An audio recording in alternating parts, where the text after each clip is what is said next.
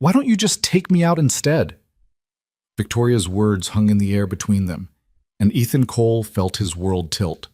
His boss, the woman he'd worked for 3 years without ever crossing a line, had just shattered every professional boundary they'd carefully maintained. His fingers still hovered over her dating profile, the cursor blinking mockingly on the screen. Outside her office, the publishing house buzzed with Friday afternoon energy, oblivious to the earthquake happening behind closed doors. Ethan's heart hammered against his ribs. 3 years of grief, of survival, of protecting what remained of his broken family. And now this. One question. One impossible, terrifying, beautiful question. If you want to see how Ethan answers and how one moment of courage changes everything, stay until the end. Hit that like button and comment your city so I can see how far this story travels. The apartment was too quiet. Ethan Cole stood in the kitchen of his cramped 2-bedroom apartment, staring at the coffee maker as it sputtered and hissed, producing the bitter fuel that would get him through another day. 5:47 a.m. 13 minutes before Mia's alarm would go off. 13 minutes of silence before the beautiful chaos of an 8-year-old's morning routine would fill the emptiness. He'd learned to measure time this way, in pockets of silence and noise, in the spaces between his daughter's laughter and the hollow ache that never quite went away. 3 years, 2 months, and 16 days since Sarah died. Not that he was counting anymore, or so he told himself. The apartment still carried traces of her, though he'd packed away most of her things that first terrible year. A throw pillow she'd insisted on buying from a craft fair, the chipped mug with "World's Best Mom" that Mia refused to let him throw away, now sitting in the back of the cabinet, untouched. The faint smell of her perfume that he sometimes imagined he could still detect in their bedroom closet, though he knew it was just his mind playing tricks. Ethan poured his coffee, black and strong, and leaned against the counter. His reflection stared back at him from the microwave's dark surface, a 34-year-old man who looked older, with lines around his eyes that hadn't been there before grief had moved in and made itself at home. His dark hair needed cutting. His face needed more sleep than 4 hours a night. His life needed... He didn't finish that thought. He never did. "Daddy?" Ethan turned to find Mia standing in the doorway, her brown hair a tangled mess, clutching the stuffed elephant she'd had since she was 2. She was wearing mismatched pajamas, dinosaurs on top, rainbows on the bottom, and squinting against the kitchen light. "Hey, Peanut." He set down his coffee and crossed to her, kneeling so they were eye level. "You're up early." "Couldn't sleep." She rubbed her eyes with one small fist. "Bad dream." His heart constricted. "Want to talk about it?" She shook her head, then wrapped her arms around his neck, the stuffed elephant squished between them. Ethan held her, breathing in the scent of children's shampoo and the laundry detergent he always used too much of, and felt the familiar war between gratitude and grief wage in his chest. This little girl was everything, his reason for getting up, for going to work, for putting one foot in front of the other when all he wanted to do was stop moving and let the world go on without him. Mia was why he'd survived when Sarah hadn't. "I've got you," he whispered into her hair. "Always got you." She pulled back and looked at him with those serious brown eyes, Sarah's eyes. "I know, Daddy. Can I have chocolate chip pancakes?" And just like that, the moment shifted from tender to typical, and Ethan was grateful for it. He could handle typical. Typical was survival. "Nice try. It's a school day. How about oatmeal with a few chocolate chips?" Mia's nose wrinkled in disgust, but she nodded. "Deal. But a lot of chocolate chips." "A reasonable amount of chocolate chips." "A lot is reasonable, Daddy." Despite everything, Ethan smiled. "Go get dressed. School clothes, not pajamas." "One time. I wore pajamas to school one time, and you never let me forget it." "You were 6, and you tried to convince me that pajamas were the same as regular clothes." "They could be," Mia called over her shoulder as she headed back to her room. "Fashion is subjective." Ethan shook his head, his smile lingering even as he turned back to start breakfast. Fashion is subjective. She'd picked that up from some YouTube video, no doubt, and now it was her justification for every questionable clothing choice. The morning routine unfolded with practiced efficiency. Oatmeal with chocolate chips. He gave her more than he should have, but less than she wanted. Mia's hair brushed and pulled into a ponytail that would be lopsided by lunch. Backpack checked for homework, lunch packed with a note scribbled on a napkin. "You're awesome, Zeb. Dad," which Mia claimed was embarrassing but never threw away. By 7:15, they were out the door, hustling down 3 flights of stairs because the elevator in their building had been broken for 2 weeks. By 7:30, Mia was at the crosswalk near her school, where Mrs. Chen, the crossing guard, greeted them both with a wave and a smile. "Morning, Ethan. Morning, Mia." "Morning, Mrs. Chen." Mia bounced on her toes, already scanning the playground for her best friend Amy. Ethan crouched down one more time. "Have a good day, okay? I'll be here at 3:15. 3:15 sharp, Mia recited, a rule they'd established after he'd been late one too many times during the worst of his grief. "I know, Daddy. Love you." She kissed his cheek and was gone, a flash of pink backpack and untied shoelaces disappearing into the stream of children flowing through the school gates. Ethan stood there for a moment longer than necessary, watching until he couldn't pick her out from the crowd anymore. Then he checked his watch, 7:38, and swore under his breath. He had 22 minutes to make a 30-minute commute. He ran, Asham. Halstead Publishing occupied the 5th through 8th floors of a sleek glass building in the business district, a monument to the written word in an increasingly digital age. Ethan had worked there for 5 years, 2 before Sarah died, 3 after, as an executive assistant to Victoria Hale, the company's editorial director. He made it to his desk at 8:04, slightly out of breath and definitely sweaty, just as Victoria's office door opened. "You're late."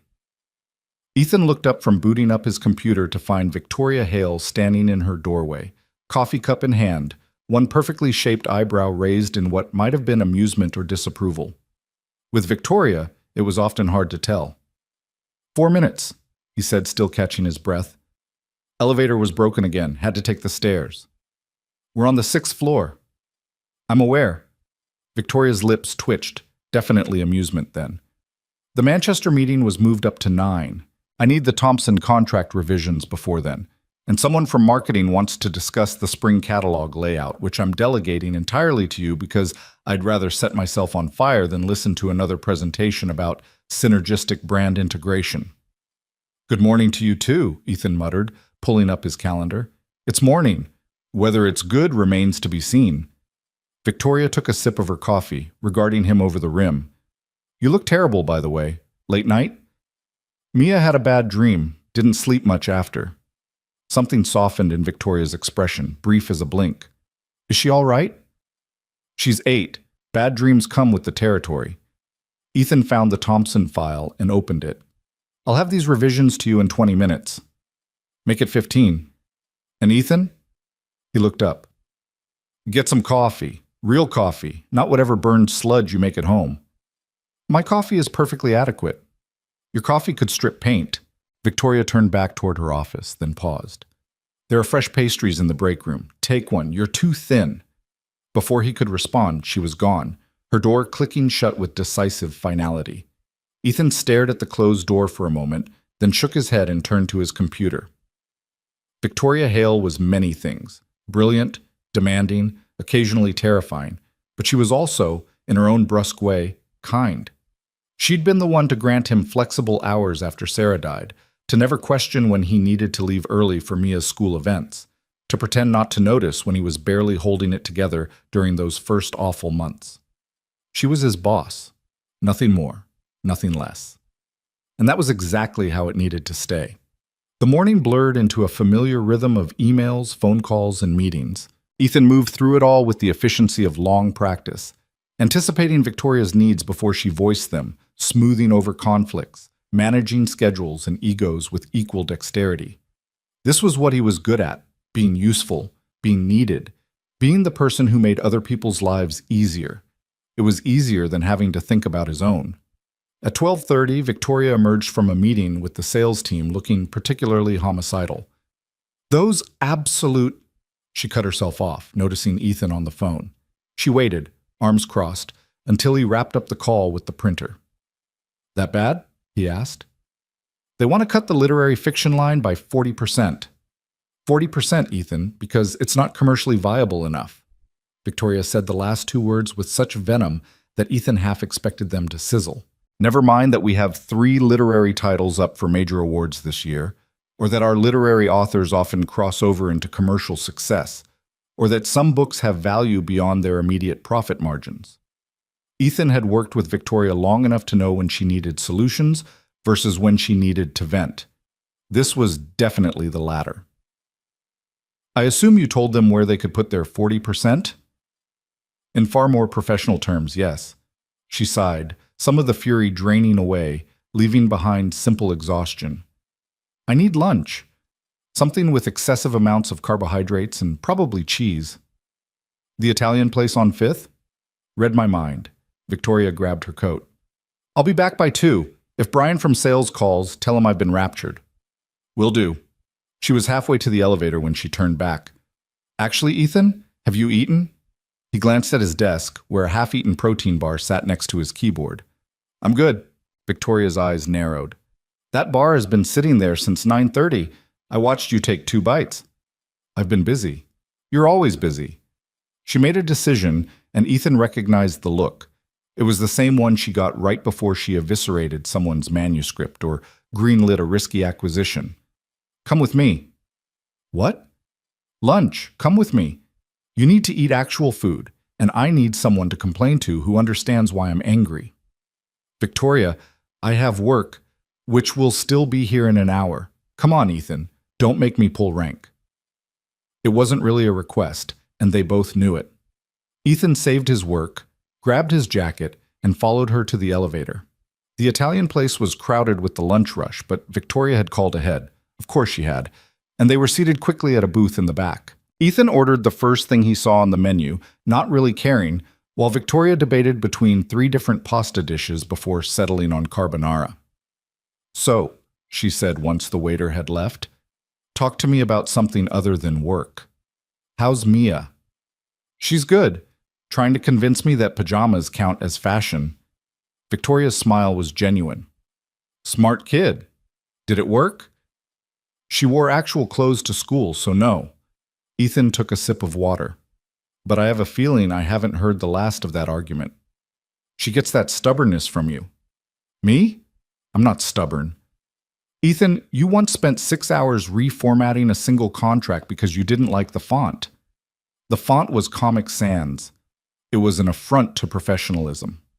You alphabetized my bookshelf by author's first name, which makes more sense than last name if you think about it. You color-coded my filing system. And you've kept it that way because it's superior. As Victoria laughed, and Ethan felt something warm unfurl in his chest. Pride, maybe, at being the cause of that laugh. It was a rare sound, Victoria's genuine laughter. Most people at Halstead only ever saw her sharp edges, her exacting standards, her refusal to tolerate mediocrity.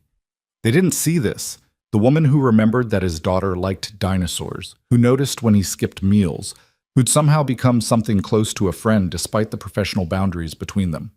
Their food arrived, and they ate in companionable silence for a few minutes. Then Victoria set down her fork and looked at him with an expression he couldn't quite read. Can I ask you something personal? Ethan tensed slightly. Okay. When was the last time you did something for yourself? Not for Mia, not for work. For you.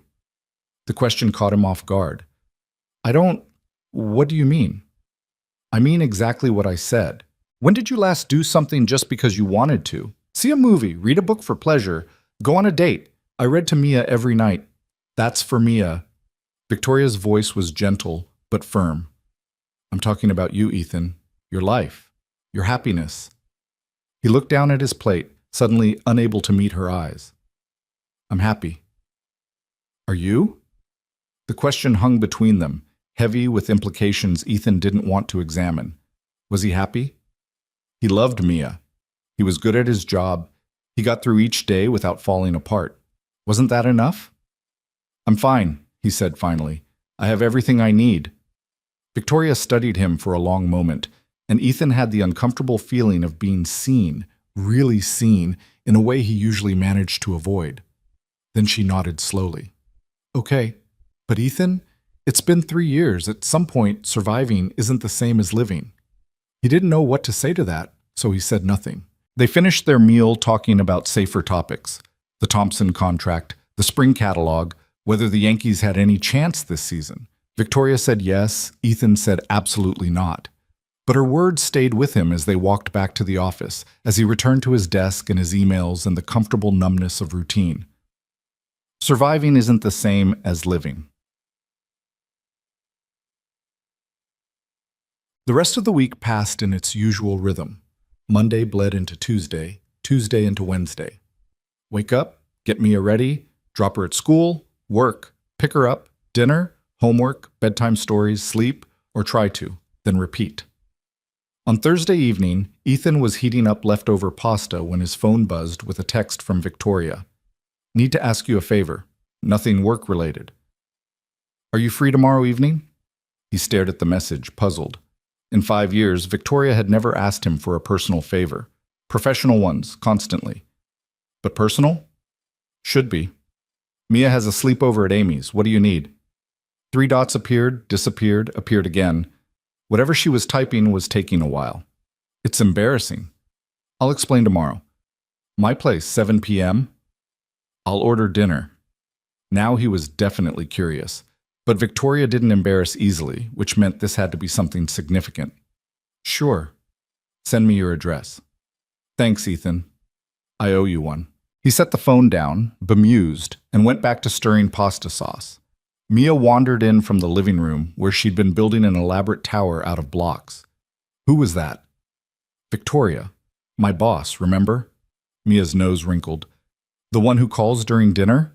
Ethan winced. That had happened exactly twice, both times during actual emergencies, but Mia had a long memory for inconveniences. She doesn't do that very often. She did it on my birthday. That was a work emergency, and I made her apologize to you, remember? She sent me a book. Mia climbed onto a kitchen chair, folding her legs underneath her. It was a good book, about a girl who found a dragon in her backyard. See? She's not so bad. Mia tilted her head, considering. I guess not. Is she nice? The question was so simple, so childlike, and Ethan found himself really thinking about it. Was Victoria nice?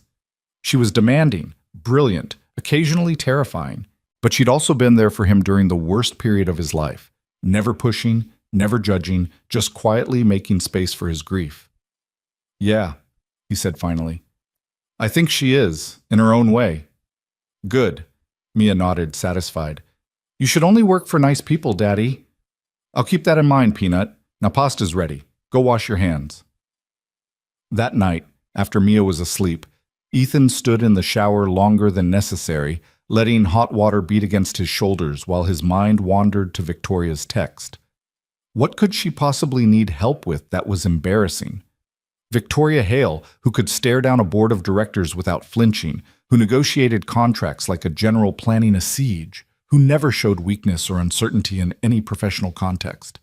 He was still wondering the next day at work. Victoria was her usual self, sharp, focused, driving her team with the kind of intensity that either inspired excellence or nervous breakdowns. She didn't mention their evening plans until 4:30, when she appeared at his desk with her coat already on.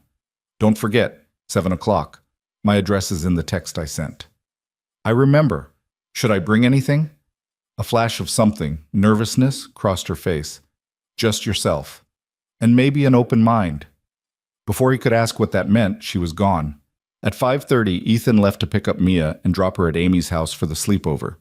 Amy's mother, Jennifer, was a cheerful woman who always seemed to have everything under control, and Ethan felt the familiar pang of envy watching her juggle 3 kids and 2 dogs without breaking a sweat. You look tired, Jennifer observed as Mia and Amy ran upstairs, already shrieking with laughter. Do I? I can't imagine why. The sarcasm came out harsher than intended. Sorry.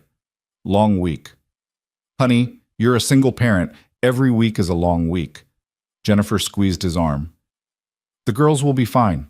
Go home, take a bath, order too much takeout, watch something mindless on TV, do something for you. There it was again, that phrase.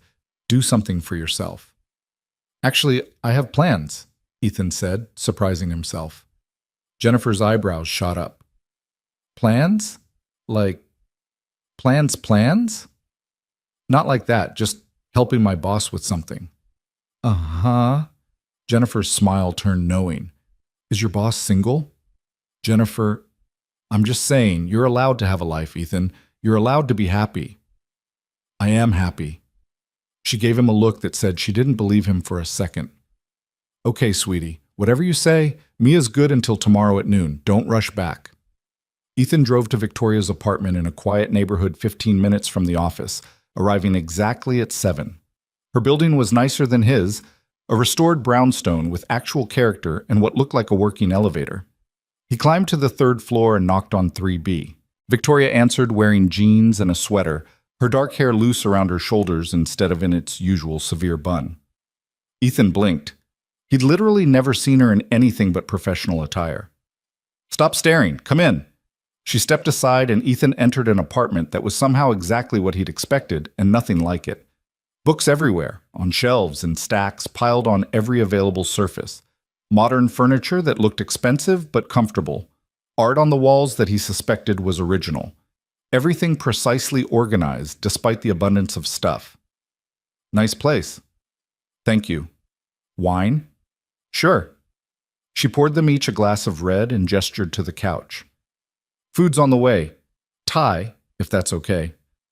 Perfect. Ethan sat, cradling his wine glass, feeling distinctly out of place. This was weird, right? Being in his boss's apartment, drinking wine on a Friday night while Mia was at a sleepover? This felt like crossing some kind of line, even if he couldn't articulate exactly which one. Victoria sat in the chair across from him, and Ethan noticed she looked nervous. Actually, nervous. Victoria Hale, who'd once made a literary agent cry during a negotiation, was fidgeting with her wine glass. Okay, she said finally. So, here's the thing, and I need you to promise not to laugh. I promise nothing. She glared at him, but there was no heat in it. My sister set me up with a dating profile.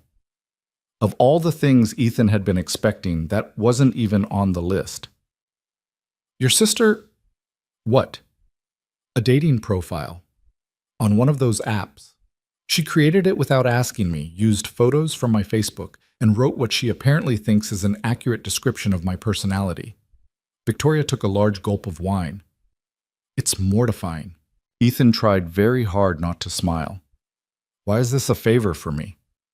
Because she made me promise to at least look at it and fix anything that was wrong. And I did. And it's all wrong. The whole thing is wrong. Victoria set down her glass with more force than necessary. I don't know how to do this, Ethan. Online dating, selling myself like a product, writing clever bio lines and choosing photos that make me look interesting but not trying too hard. It's exhausting and I haven't even started yet. So, you want me to help you fix your dating profile? Yes. No. Maybe. She stood up, pacing. You're good at this sort of thing. People like you. You know how to present things in the best light without being dishonest. That's literally what you do for a living. Make me look good. I don't make you look good. You are good. I just help communicate that. Exactly. That's what I need. Someone to help me communicate. She gestured vaguely at herself. Whatever this is. Ethan should have said no. This was definitely crossing a professional line. But Victoria looked so genuinely uncomfortable, so far out of her element, and he found himself saying, okay, show me what we're working with. Relief flooded her face. Really? Really? But I'm going to need more wine. She grabbed her laptop while Ethan refilled their glasses. When she pulled up the dating profile, Ethan had to bite his lip to keep from laughing.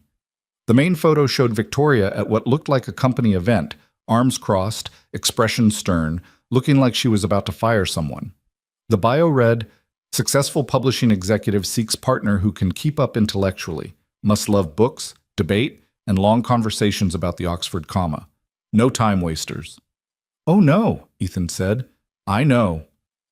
Victoria, you look like you're conducting a job interview for the position of boyfriend. I know. She covered her face with her hands. My sister thought it was powerful and confident. I think it makes me look like I'm recruiting for a cult. Ethan laughed. He couldn't help it. And after a moment, Victoria laughed too. That genuine sound he'd heard at lunch, and suddenly the weirdness of the situation evaporated. This wasn't boss and employee. This was two people, sharing wine, laughing at the absurdity of modern dating. Okay, Ethan said, setting down his wine and rolling up his sleeves metaphorically. First, we need different photos. Do you have any that show you actually enjoying yourself? Define enjoying myself. Smiling, laughing, looking like a human person rather than a corporate overlord. Victoria scrolled through her phone. This is harder than you'd think. They spent the next 20 minutes going through photos. Most were either too formal or, surprisingly, featured Victoria doing outdoor activities. Hiking, kayaking, at what looked like a beach bonfire. I didn't know you hiked, Ethan said, looking at a shot of her at a mountain summit, windswept and genuinely smiling. Every other weekend when the weather's good. She sounded almost defensive. I'm not just work, Ethan. He looked up at her, startled by something in her tone. I never thought you were. Their eyes held for a moment, and Ethan felt something shift in the air between them, a recognition of sorts, an acknowledgement that they maybe didn't know each other as well as they thought they did. The Thai food arrived, breaking the moment. They ate from containers spread across her coffee table, debating photo choices and bio language. Ethan suggested she soften her language. Victoria resisted, arguing that she shouldn't have to hide who she was. They compromised, creating something that was honest but approachable. What about hobbies? Ethan asked, typing. Besides hiking. I read, obviously. I collect vinyl records. I volunteer at a literacy program on weekends. Well, when I'm not hiking. Ethan stopped typing. You volunteer? Where? Library on 7th, teaching adult literacy classes. She said it casually, like it was nothing, but Ethan felt something warm bloom in his chest. Another layer revealed, another piece of Victoria that didn't fit the Ice Queen persona everyone at work assumed was the whole story. That's really great, he said quietly. Victoria shrugged, uncomfortable with the praise. It's important. Everyone should be able to read. They worked for another hour, refining, editing, choosing photos that showed different facets of Victoria's life. The stern executive became a multi-dimensional person, someone who loved books and mountains and teaching, who had strong opinions and a dry sense of humor, who was looking for connection but not willing to compromise herself to find it. There, Ethan said finally, saving the changes. That's much better. Victoria leaned over to look at the screen, close enough that he could smell her perfume, something subtle and expensive. It is, isn't it? Thank you, Ethan. Really. No problem. Happy to help. She was quiet for a moment, and when she spoke again, her voice was softer. Can I ask you something? And you can tell me it's none of my business. Okay. Have you thought about dating since Sarah? The question landed like a stone in still water. Ethan set down his wine glass carefully. No. Why not? Because he struggled for words. How did he explain that the idea of dating felt like betrayal? That he was barely keeping his head above water as it was?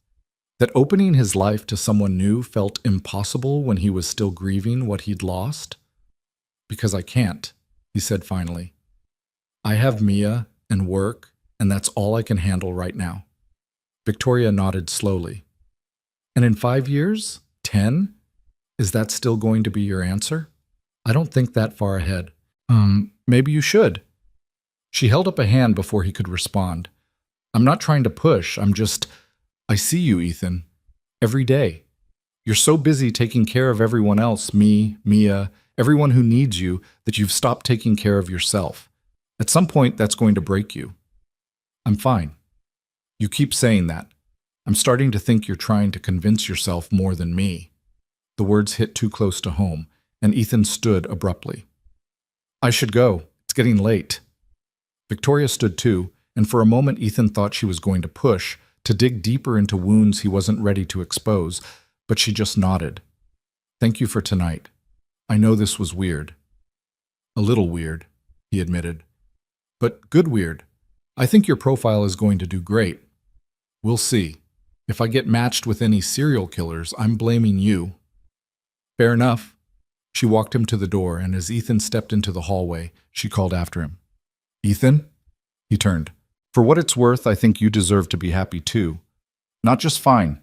happy. He didn't know what to say to that, so he just nodded and left, her words following him all the way home. That night, alone in his too-quiet apartment, Ethan lay in bed staring at the ceiling. He thought about Victoria's dating profile, about her sister pushing her towards something new. He thought about surviving versus living. He thought about Sarah, about the life they'd planned that would never happen. He thought about Mia, about being the father she deserved while also being, what? A person? A man with his own needs and wants and dreams? When had he stopped having dreams? His phone buzzed on the nightstand. A text from Victoria. Got my first match. A dentist who likes mystery novels and craft beer. Seems nice. Thank you again for tonight. Ethan stared at the message and felt something unexpected twist in his chest. Not quite jealousy. He had no right to that, no claim to Victoria beyond their professional relationship. But something. Some feeling he couldn't name, didn't want to examine. That's great, he texted back. Good luck. He set the phone down and closed his eyes. Sleep was a long time coming. The following week, Victoria went on 3 dates. She told Ethan about them during their lunch breaks, which had somehow become a regular thing since that night at her apartment. The conversations felt different now, more personal, more real. Like they'd crossed some invisible threshold and couldn't quite find their way back. The dentist was nice, but boring. The accountant talked too much about his ex-wife. The teacher seemed promising until he revealed he'd never read a book for pleasure in his adult life, which Victoria declared an automatic disqualification. Maybe I'm too picky, she said over salads on Friday. Maybe you just know what you want, Ethan countered. Do I, though? I thought I wanted someone intellectual, confident, successful. But the dentist was all those things, and I was bored within 20 minutes. The accountant had an MBA from Harvard and wouldn't stop mentioning it. These should be my people, but they're not. What do you actually want? Victoria stabbed at her lettuce, thinking, I want someone who sees me. Not just the job or the resume, someone who makes me laugh, someone who challenges me but doesn't try to compete with me, someone who... She trailed off, looking frustrated. Someone who makes you feel understood, Ethan finished quietly. She looked at him, something unreadable in her expression. Yeah, that. The air between them felt charged suddenly, heavy with things unsaid. Ethan looked away first, focusing very intently on his sandwich. You'll find him, he said. You're amazing, Victoria. Anyone would be lucky. Am I, though? Because right now I feel like I'm failing at being a normal human person. Work I can do, this... She gestured vaguely. This is hard. It's supposed to be hard. Is it? Or have we just convinced ourselves that's true to feel better about how bad we are at it? Ethan laughed despite himself. Fair point. They finished lunch and walked back to the office together, their shoulders almost touching in the crowded sidewalk, not quite crossing that line but getting close. Ethan found himself hyper-aware of her presence, the click of her heels on concrete, the way she tilted her head when she was thinking, the small smile she gave when he said something that amused her. This was dangerous, he realized. This growing closeness, these lunches and conversations and moments of real connection. They'd crossed from boss and employee into something resembling friendship, and every instinct Ethan had told him that was a line they shouldn't have crossed. But he didn't want to go back. Monday morning, Ethan arrived at work to find Victoria's office door already closed, her voice raised in what sounded like a heated discussion. He settled at his desk, trying not to eavesdrop, but the walls were thin and Victoria wasn't bothering to moderate her volume. Absolutely not acceptable. Every right to make my own choices. Not about rights, it's about propriety. The door flew open and a woman stormed out, mid-40s, sharply dressed, with Victoria's same dark hair and strong features. She stopped when she saw Ethan, looking him up and down with unconcealed interest. You must be Ethan. Yes? The woman smiled. I can see why she spends so much time talking about you. Rachel. Victoria appeared in the doorway, her expression thunderous. Leave. I'm leaving. I'm leaving. Rachel blew her a kiss. Think about what I said, Vic. Life's too short. She left, and Victoria stood there for a moment, visibly collecting herself. Then she looked at Ethan. That was my sister. The one who made the dating profile. I gathered. She has opinions. Many, many opinions, most of which she should keep to herself. Victoria rubbed her temples. I need coffee. Strong coffee. Maybe with whiskey. It's 9 a.m. Your point? Ethan stood. I'll go get us both coffee. The good stuff from the place on 5th. You're a lifesaver. She paused. What she said about me talking about you, ignore that. She's delusional. But Ethan noticed the slight pink in Victoria's cheeks as she turned away and felt that same unnamed feeling twist in his chest again. What was happening here? He got the coffee, and they got through the day. Then another day, then another. The weeks blurred together, work and lunch and conversations that went deeper than they should, Victoria's continued dating adventures that Ethan definitely wasn't thinking too much about. Mia asking why Daddy seemed distracted lately. I'm not distracted, Ethan told her one evening over dinner. You put orange juice in your coffee this morning. That was an accident. You're making that face. What face? The thinking face. Like when you're trying to solve a puzzle. Mia twirled spaghetti on her fork. What puzzle are you solving, Daddy? How I feel about my boss. Whether these feelings are real or just loneliness. Whether I'm ready to feel anything at all. Just work stuff, Peanut. Nothing important. But Mia gave him a look that said she didn't believe him, and Ethan realized with a start that his 8-year-old daughter could read him better than he could read himself. That Friday, Victoria canceled their usual lunch, citing back-to-back meetings. Ethan told himself the disappointment he felt was ridiculous. They'd managed for years without weekly lunches. He'd survive. But at 6 p.m., as he was packing up his desk, Victoria appeared. My last meeting ran over. I'm starving and everything nearby is closed. Want to grab dinner? My treat, for all the overtime you've been putting in. It was a bad idea. Ethan knew it was a bad idea. Lunch was one thing, but dinner felt different, felt more like, sure, he heard himself say, let me just text Mia's babysitter. They went to a small Italian place, different from their usual lunch spot. Quieter, more intimate. Candlelight on tables and soft music playing overhead. Ethan tried not to think about how this could be mistaken for a date. 4 more matches this week, Victoria said after they'd ordered. A lawyer, an architect, a college professor, and a guy who claimed to be a cryptocurrency entrepreneur, which I'm 90% sure means unemployed. How'd they go? The lawyer was actually nice, smart, funny, good conversation. She paused. I'm seeing him again tomorrow. Ethan's fork stopped halfway to his mouth. That's great. Is it? I can't tell anymore. We had a perfectly pleasant evening, and he asked me to dinner, and I said yes because that's what you're supposed to do when someone you like asks you out. But I don't know if I actually like him or if I'm just going through the motions. What does your gut say? Victoria was quiet for a long moment. My gut says I'm comparing everyone to someone I can't have, which is both stupid and unfair to everyone involved. The air shifted again, that same charged feeling from before, only stronger. Ethan's heart was beating too fast. Victoria. Ethan, I need to tell you something. She set down her wine glass, meeting his eyes directly. And I need you to let me finish before you say anything. Every muscle in Ethan's body tensed. Okay. I think... She stopped, started again. These past few weeks, working on the profile, the lunches, getting to know you as more than just my assistant, it's made me realize something. You're one of the best people I know. You're kind and patient and funny, and you see me in a way most people don't. And I find myself looking forward to our lunches more than I look forward to dates with men who probably look much better on paper, which is problematic for about 100 reasons, not least of which is that I'm your boss, and this is wildly inappropriate. Ethan couldn't breathe. The restaurant faded away until there was just Victoria, looking vulnerable in a way he'd never seen, saying things he'd maybe been feeling but hadn't let himself acknowledge.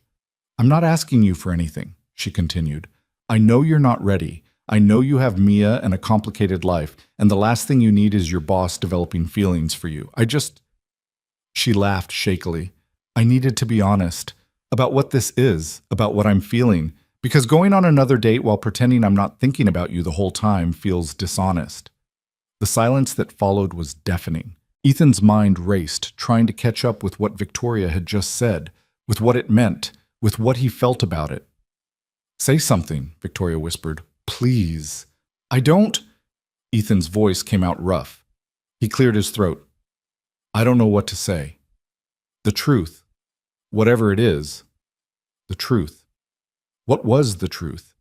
That he'd been looking forward to their lunches too? That some mornings he woke up thinking about her smile? That the idea of her with someone else made his chest ache in ways he hadn't felt since Sarah died? That he was terrified and exhilarated and completely unprepared for any of this? "I'm not ready," he said finally, and watched something crumble in Victoria's expression. "But not because I don't. It's not that I don't feel. I just can't. I have Mia, and I made a promise to myself after Sarah that I wouldn't bring someone into her life unless I was absolutely certain, and I don't know how to be certain about anything anymore." "I understand. And you're my boss. We work together. If this went wrong, I know. I know all the reasons this is a terrible idea." Victoria's smile was sad. "But I thought you deserved to know anyway, so you could make an informed decision about whatever this is." "What is this?" "I don't know. Maybe nothing. Maybe it's just me projecting because you're kind and you helped me with the profile and I'm confusing gratitude with attraction. Or maybe it's something real. I can't tell anymore." Their food arrived and they both stared at their plates without eating. The restaurant that had felt intimate now felt suffocating. "I should go," Ethan said. "Mia's babysitter." "Of course." Victoria pulled out her wallet, but Ethan stopped her. "I've got it." "Ethan, please, let me." He paid for dinner they'd barely touched and walked Victoria to her car. The November air was cold, their breath misting in the streetlight. "I'm sorry," Victoria said. "This was selfish of me. I shouldn't have said anything." "No, I'm glad you did, I think." Ethan shoved his hands in his pockets. "I just need time to think, to figure out what I'm feeling. Take all the time you need. And if the answer is, my boss has lost her mind and we should pretend this conversation never happened, I'll understand." She unlocked her car. "See you Monday?" "Monday, yeah." He watched her drive away, then stood on the sidewalk for a long time, his mind spinning. Victoria had feelings for him, real feelings, not just professional appreciation or friendship, but actual romantic interest. And the terrifying part was that he might feel the same way. Somewhere between fixing her dating profile and shared lunches and conversations that went deeper than they should, something had grown. Something he wasn't ready for but couldn't quite deny. Ethan drove home in a daze. The babysitter left. Mia was already asleep, sprawled across her bed with her stuffed elephant clutched tight. He stood in her doorway, watching her breathe, and felt the familiar weight of responsibility settle over him like a blanket. He was all she had. He couldn't mess this up. He couldn't let his own loneliness or confusion or whatever he was feeling for Victoria compromise what Mia needed. But what did Mia need? A father who was present but empty? A father who survived but didn't live? At some point, surviving isn't the same as living. Ethan closed Mia's door softly and walked to his bedroom. The empty half of the bed mocked him, and he was suddenly furiously angry. At himself, at the universe, at the drunk driver who'd killed Sarah and left him here, stuck between grief and guilt and the terrifying possibility of feeling something new. He pulled out his phone and stared at Victoria's contact. His thumb hovered over the call button. Then he set the phone down and got ready for bed. This was impossible. All of it. He couldn't date his boss. He couldn't risk his job, his stability, everything Mia depended on. He couldn't open his heart to the possibility of losing someone again. He couldn't. But lying in the dark, staring at the ceiling, Ethan kept hearing Victoria's voice. "I find myself looking forward to our lunches more than I look forward to dates with men who probably look much better on paper." He kept remembering the way she looked at him over dinner, vulnerable and honest. He kept feeling something warm and terrifying bloom in his chest. And he realized, with dawning horror and hope, that maybe he already had feelings for Victoria. Maybe he'd had them for a while and just hadn't let himself look at them directly. Maybe the reason he felt sick thinking about her dating other men wasn't friendly concern, but jealousy. Maybe the reason their lunches had become the best part of his week wasn't just the food. Maybe he wasn't as fine as he kept insisting he was. Ethan closed his eyes and thought about Monday, about seeing Victoria again, about having to navigate this new awareness of feelings he couldn't act on but could no longer deny. Somewhere in the quiet darkness, he thought he heard Sarah's voice, not sad or accusing, but gentle. "Live, Ethan, please, live." He wasn't ready, but maybe, someday, he would be. Monday morning arrived with the weight of inevitability. Ethan stood outside the office building, coffee in hand, trying to convince himself that he could walk through those doors and pretend Friday night never happened. That he could look at Victoria and not think about the vulnerability in her eyes when she'd confessed her feelings. That everything could go back to normal. He was a terrible liar, even to himself. The elevator ride to the 6th floor felt longer than usual. Each floor dinged past like a countdown to something Ethan wasn't ready for. When the doors finally opened, he forced his feet to move, one step at a time, until he reached his desk. Victoria's office door was closed. Her coat hung on the rack outside, so she was here, but the closed door sent a clear message. Not ready to talk. Ethan could respect that. He needed time too. He threw himself into work, emails, phone calls, scheduling meetings for the spring catalog launch. The familiar rhythm should have been soothing, but his eyes kept drifting to that closed door, wondering what Victoria was thinking, whether she regretted her honesty, whether this awkwardness would ever fade. At 10:30, the door opened. Victoria emerged looking impeccable as always, navy suit, hair in its customary bun, not a hint of the woman who'd laid her heart bare over Italian food. She didn't look at Ethan as she passed his desk. "I need the Sanderson contract revisions by noon," she said, her voice professionally neutral.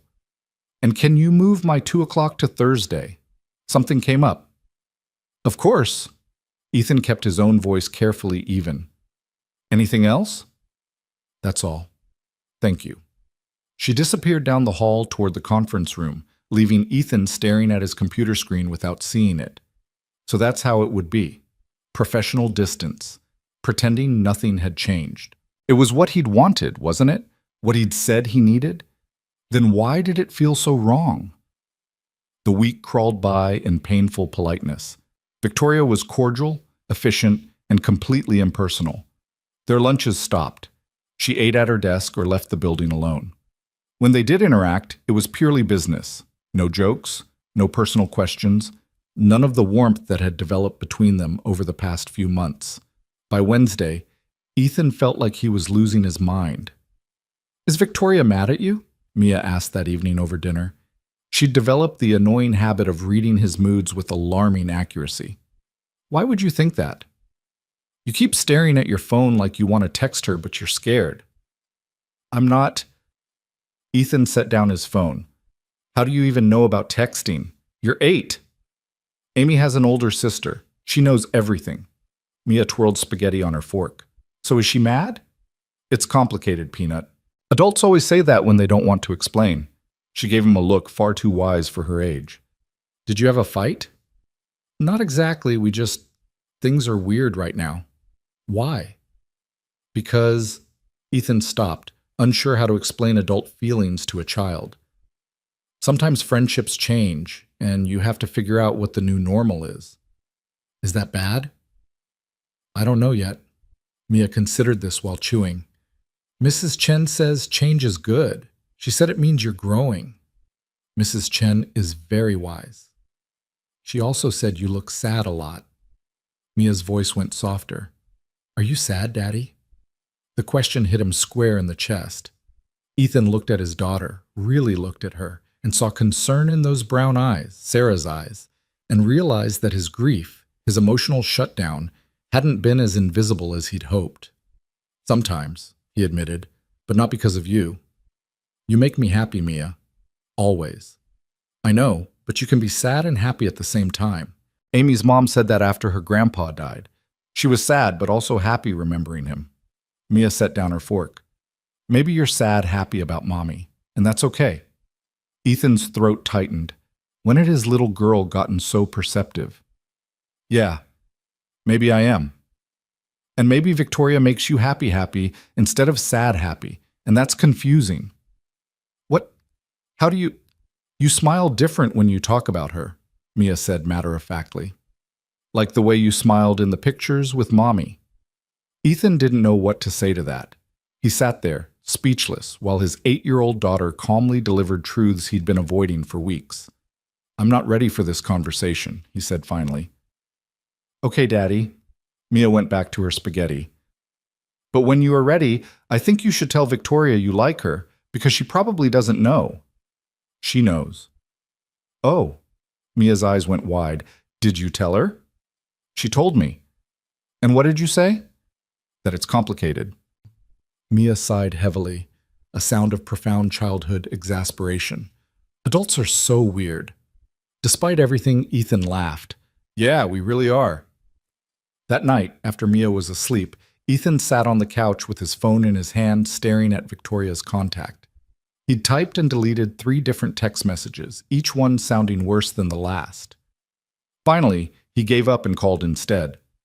She answered on the 3rd ring. Ethan? Hey, is this a bad time? I'm just finishing some reading for tomorrow's acquisitions meeting. He heard the rustle of papers. What's up? The professional tone stung, but Ethan pushed through. I wanted to apologize. For this week. For the weirdness. You don't need to apologize. I'm the one who made things awkward. You were honest. That's not the same as awkward. Victoria was quiet for a moment. Then what is it? It's brave. And I've been thinking about what you said. Ethan, you don't have to do this. You made your feelings clear. I respect that. I don't think I did, though. Make my feelings clear. Ethan stood, pacing his small living room. I said I wasn't ready, which is true, but I didn't tell you that I've been looking forward to our lunches too, that I think about you more than I probably should, that the idea of you dating other men makes me irrationally jealous, even though I have no right to feel that way. The silence on the other end was so complete that Ethan thought the call had dropped. Victoria? I'm here. Her voice sounded strained. What are you saying? I'm saying I have feelings for you too. I think I have for a while. I'm just terrified of what that means. Because of Mia. Because of everything. Because you're my boss and this could ruin my career. Because I haven't let myself feel anything for anyone in 3 years. And I don't know if I remember how. Because... He stopped, the real fear catching in his throat. Because what if I lose you too? Ethan. Victoria's voice was gentle now, the professional mask completely gone. You can't live your life afraid of loss. I know that's easier said than done, but it's true. I know. Logically, I know that. But logic doesn't make it less scary. So what do we do? The question hung between them, heavy with possibility and risk. Ethan thought about Mia's words. You should tell Victoria you like her, and about Victoria's confession at dinner, and about the fact that he'd been half alive for 3 years and maybe, just maybe, it was time to start living again. I don't know, he said honestly, but I think I want to figure it out. With you. If you're willing to be patient with me. I can do patient. He could hear the smile in her voice. Though I should warn you, I'm very bad at it. Ethan laughed, feeling lighter than he had in days. I've noticed. So what now? Now, I think we take it slow, really slow, and we figure out what this is without putting pressure on it to be anything specific. Slow, I can do slow. Victoria paused. Does this mean we can go back to having lunch together? Because eating at my desk has been depressing. Yeah, lunch sounds good. Tomorrow? Tomorrow. After they hung up, Ethan stood in his living room feeling unmoored and exhilarated in equal measure. He'd just agreed to... what? Date his boss? Explore feelings? He wasn't even sure what he'd committed to, only that it felt right in a way that terrified him. His phone buzzed with a text from Victoria. For the record, I'm terrified too, but I think you're worth being scared for. Ethan smiled and typed back, same. Thursday's lunch felt different, charged with new awareness, but also easier, like a weight had been lifted. They went to their usual Italian place and talked about everything except the elephant in the room. Work. Books. Victoria was considering for acquisition Mia's latest attempt to negotiate later bedtimes. Normal things. Safe things. But their hands brushed when they both reached for the check, and the contact sent electricity up Ethan's arm. Victoria's eyes met his, and for a moment the restaurant faded away. "Sorry," she said, not sounding sorry at all. "Don't be." The lunches became regular again, every day, sometimes twice when they both needed a break from the office chaos. They didn't talk about what they were doing, didn't define it or analyze it. They just were, together, getting to know each other outside the boss-employee dynamic. Ethan learned that Victoria had wanted to be a writer before going into publishing, that she still kept journals full of half-finished stories she was too self-conscious to show anyone, that her parents had divorced when she was 12 and she'd used books as an escape, that her sister Rachel drove her crazy, but was also her best friend. Victoria learned that Ethan had met Sarah in college, that they'd had exactly 3 dates before he knew he wanted to marry her, that he'd minored in art history because he loved the stories paintings told, that he'd once wanted to open a bookstore cafe, but life had taken him in a different direction. "Do you regret it?" Victoria asked one afternoon as they walked back from lunch. "Not following that dream?" Ethan considered. "I don't think regret is the right word. Life happened. Mia, Sarah's death, needing stability. But sometimes I wonder what that alternate version of my life would look like.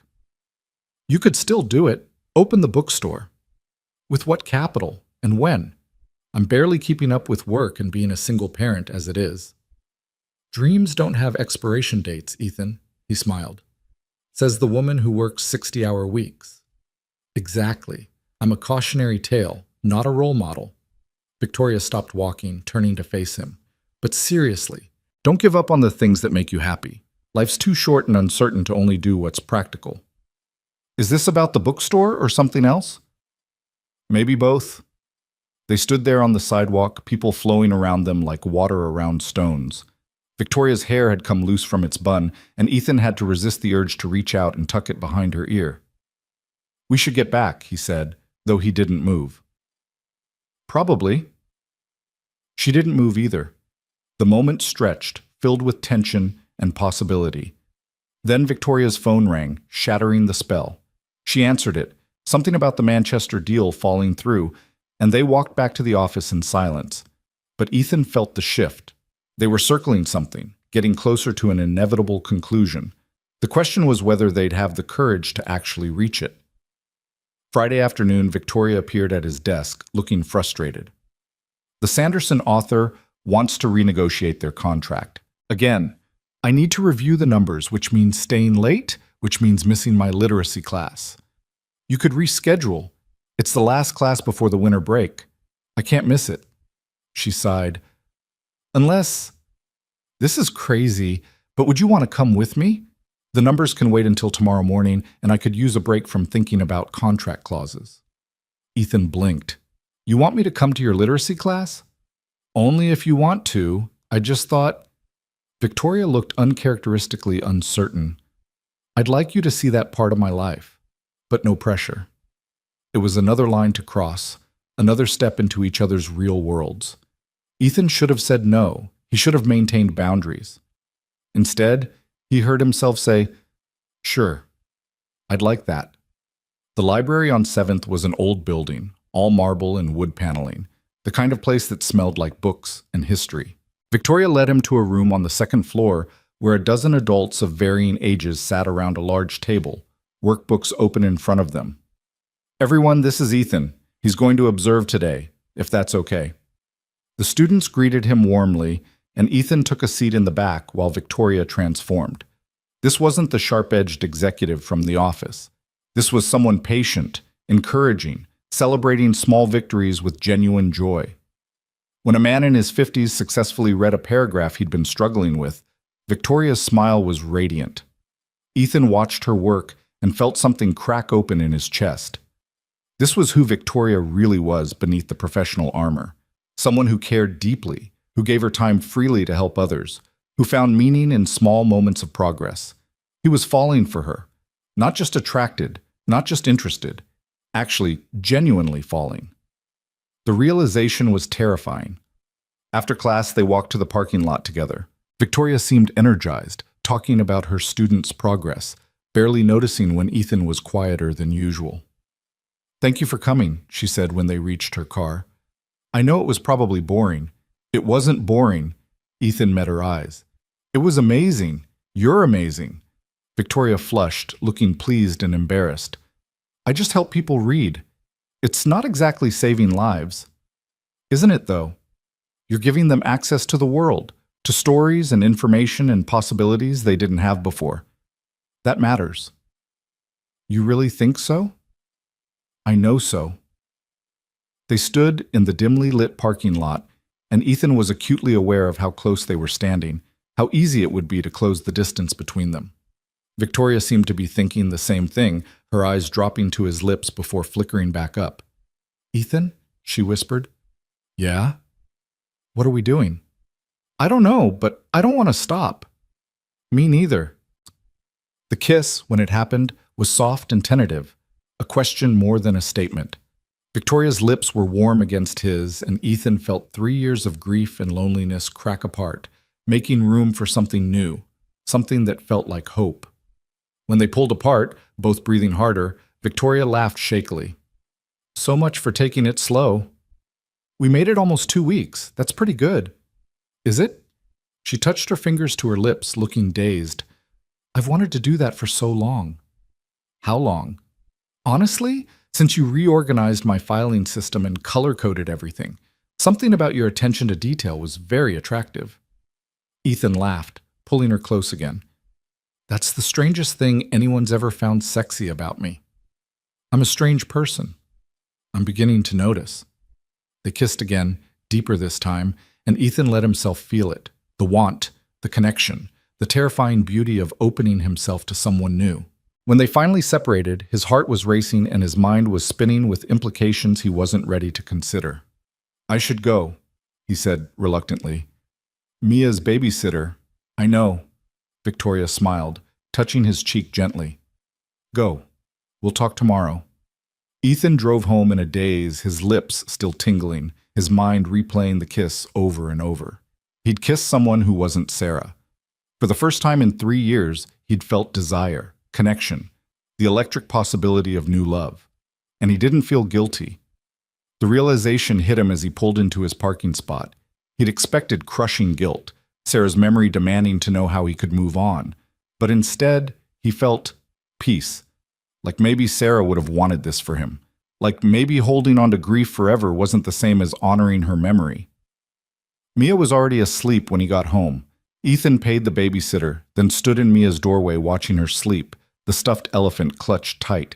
I kissed someone today, he whispered into the darkness. Victoria, my boss.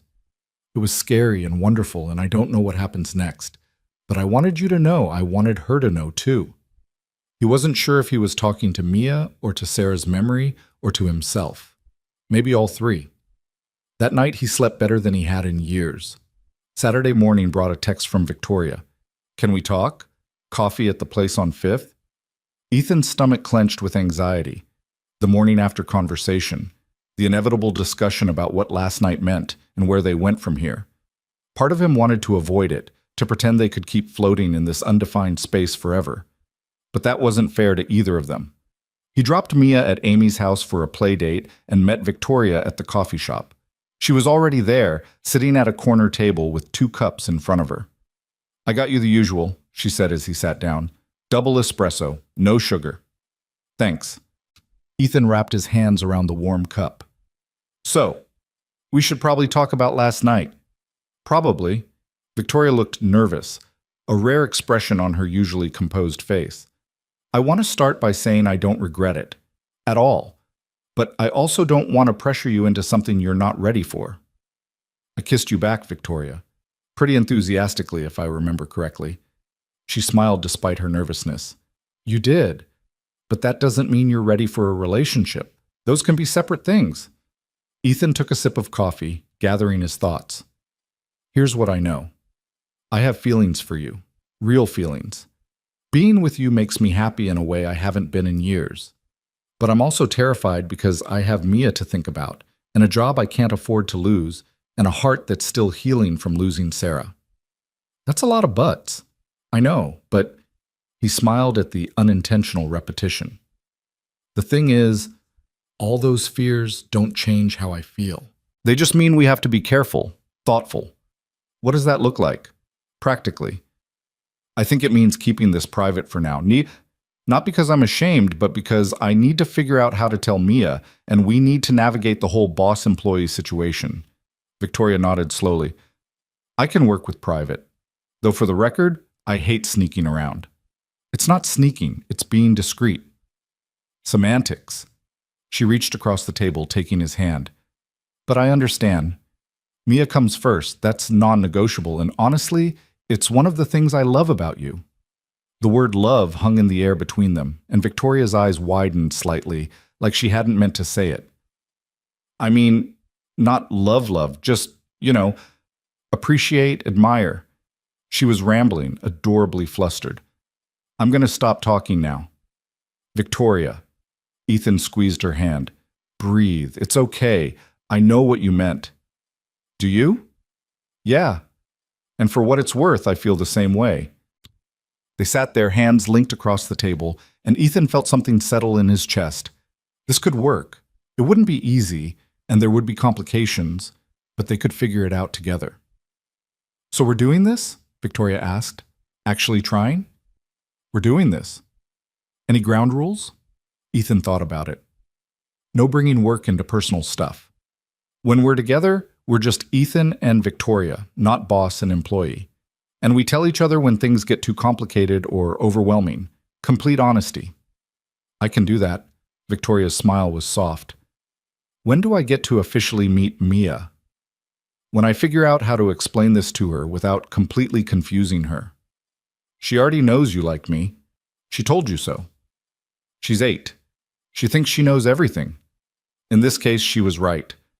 They finished their coffee making plans. Nothing concrete, just the shape of what this relationship might look like. Quiet dinners when Mia was at sleepovers, lunches that weren't work-related, weekend hikes, since they both apparently loved the outdoors, small moments carved out from their complicated lives. Over the next few weeks, they fell into a rhythm. At work, they were professional, maybe overly so, compensating for the secret they shared. But lunches became their escape, an hour where they could be themselves without pretense. And on weekends, when Mia was occupied, they found time for each other. Ethan learned that Victoria was terrible at mini-golf, but refused to quit until she won, that she sang off-key in the car and didn't care who heard, that she had a scar on her knee from falling off a bike when she was 7 and had been afraid of cycling ever since. Victoria learned that Ethan talked to himself when he cooked, narrating recipes like a cooking show host, that he could identify artists by their brushwork, a remnant of his art history minor, that he still wore his wedding ring on a chain around his neck, and that was okay. They didn't rush. Every kiss felt like a small miracle, every moment together something precious and fragile. Ethan was careful with Victoria's heart, and she was gentle with his grief. But 3 weeks into their secret relationship, everything changed. It was a Tuesday afternoon when Victoria's sister Rachel showed up at the office unannounced. Ethan was at his desk when she breezed past, barely acknowledging him on her way to Victoria's office. "We need to talk," Rachel announced, closing the door behind her. Ethan tried not to eavesdrop, but the walls were thin and Rachel's voice carried. "You canceled lunch. Again. That's 3 times this month. I've been busy. You're always busy. But this is different. You're happy busy, not stressed busy, and you keep checking your phone and smiling at nothing." A pause. "Victoria, are you seeing someone?" Ethan's hands froze on his keyboard. "That's none of your business." "So that's a yes. Who is he? Is it that lawyer from the app? I knew he was perfect for you." "It's not him." "Then who?" Silence. Then Victoria's voice, quieter. "I'm not discussing this with you." "Oh my God, it's someone you work with. Rachel. It's Ethan, isn't it?" Ethan's heart stopped. He should get up, walk away, give them privacy. But he couldn't move. "How did you—" "Because you talk about him constantly. And that day I came here, the way you two looked at each other, I knew something was happening. I just didn't think you'd actually act on it." Rachel's voice softened. "Vic, he's your employee. This is complicated." "You think I don't know that?" "Does he feel the same way?" "Yes. We're figuring it out. Have you thought about what happens if this goes wrong? Your job, his job, the power dynamic. Of course I've thought about it. I think about it constantly. But Rachel, Victoria's voice cracked slightly. I really care about him.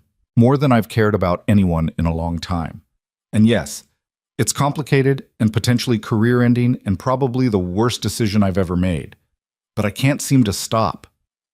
Ethan sat frozen at his desk, processing what he'd just heard. Victoria had basically admitted to her sister that she was in love with him, that this was serious, not just a casual thing she could walk away from. The weight of responsibility settled over him like a blanket. This wasn't just about his feelings anymore. Victoria was risking her career, her reputation, everything she'd worked for. And for what? For him? A widowed single father who was still figuring out how to function without falling apart? He wasn't worth that risk. The thought came unbidden and unwelcome, but Ethan couldn't shake it. What could he possibly offer Victoria that was worth jeopardizing her entire professional life? The office door opened and Rachel emerged, spotting Ethan at his desk. She walked over, studying him with unsettling intensity. "You hurt her, and I will make your life hell," she said conversationally. "Just so we're clear, I don't want to hurt her." "Nobody ever does, but people get hurt anyway." Rachel's expression softened slightly. "She really cares about you, Ethan.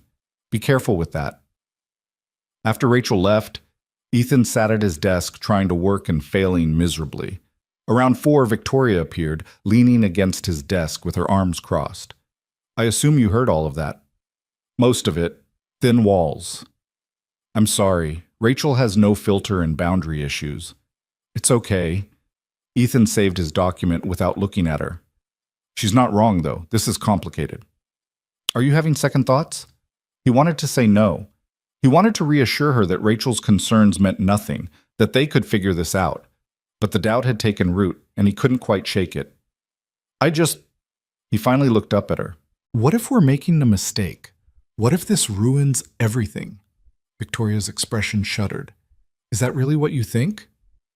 "I think we haven't really considered all the consequences. Your career, my job, what happens if HR finds out?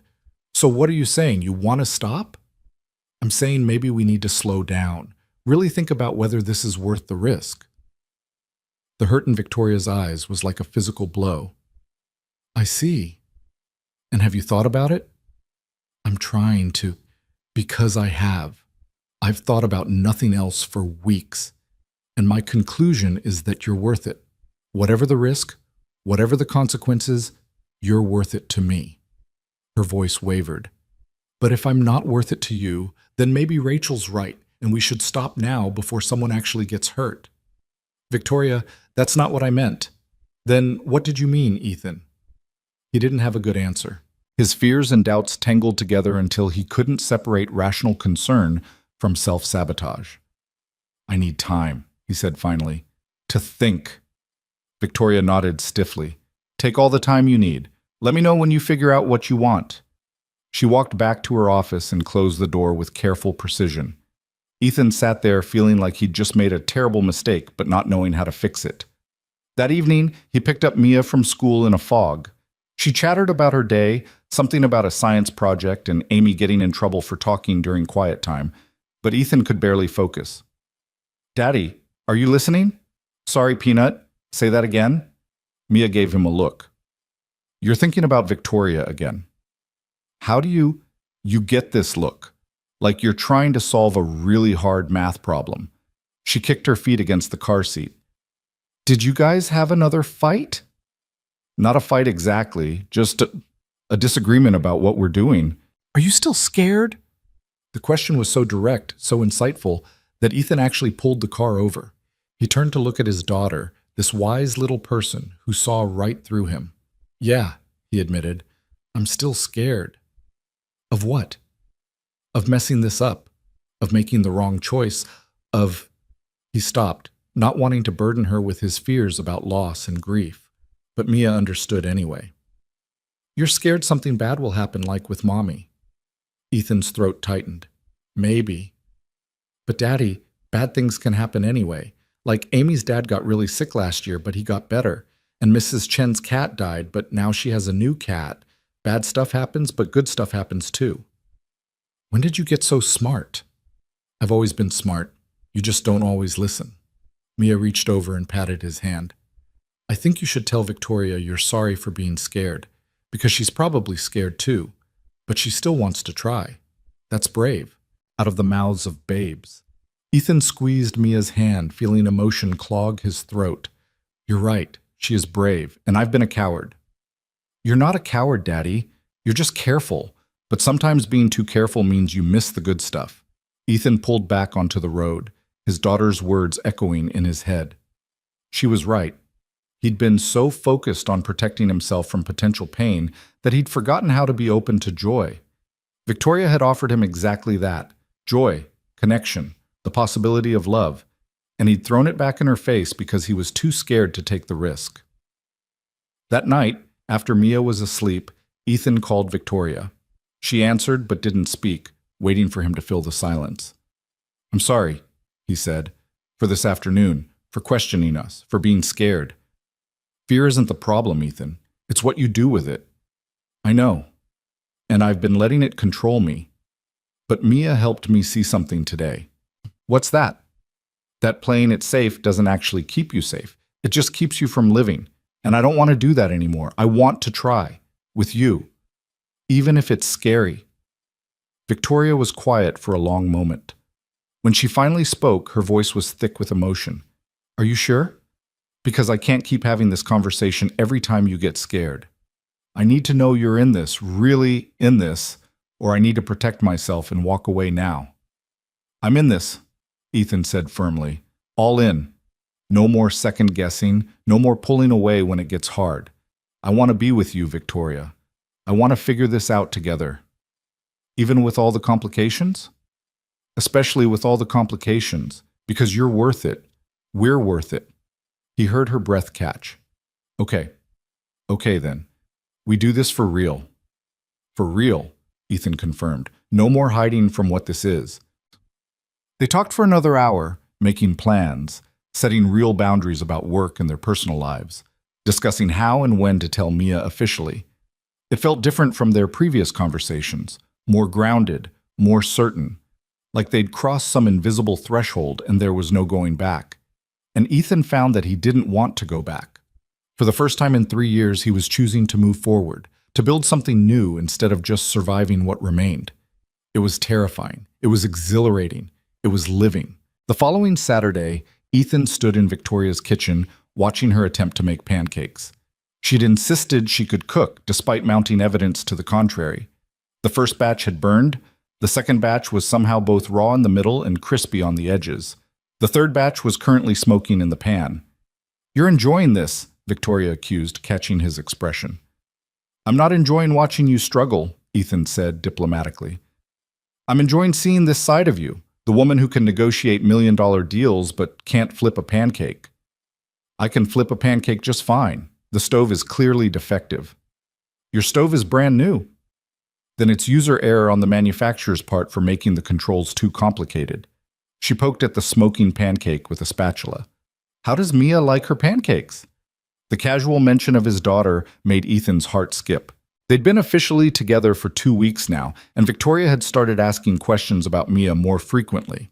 Not pushing, just expressing genuine interest in the most important person in Ethan's life.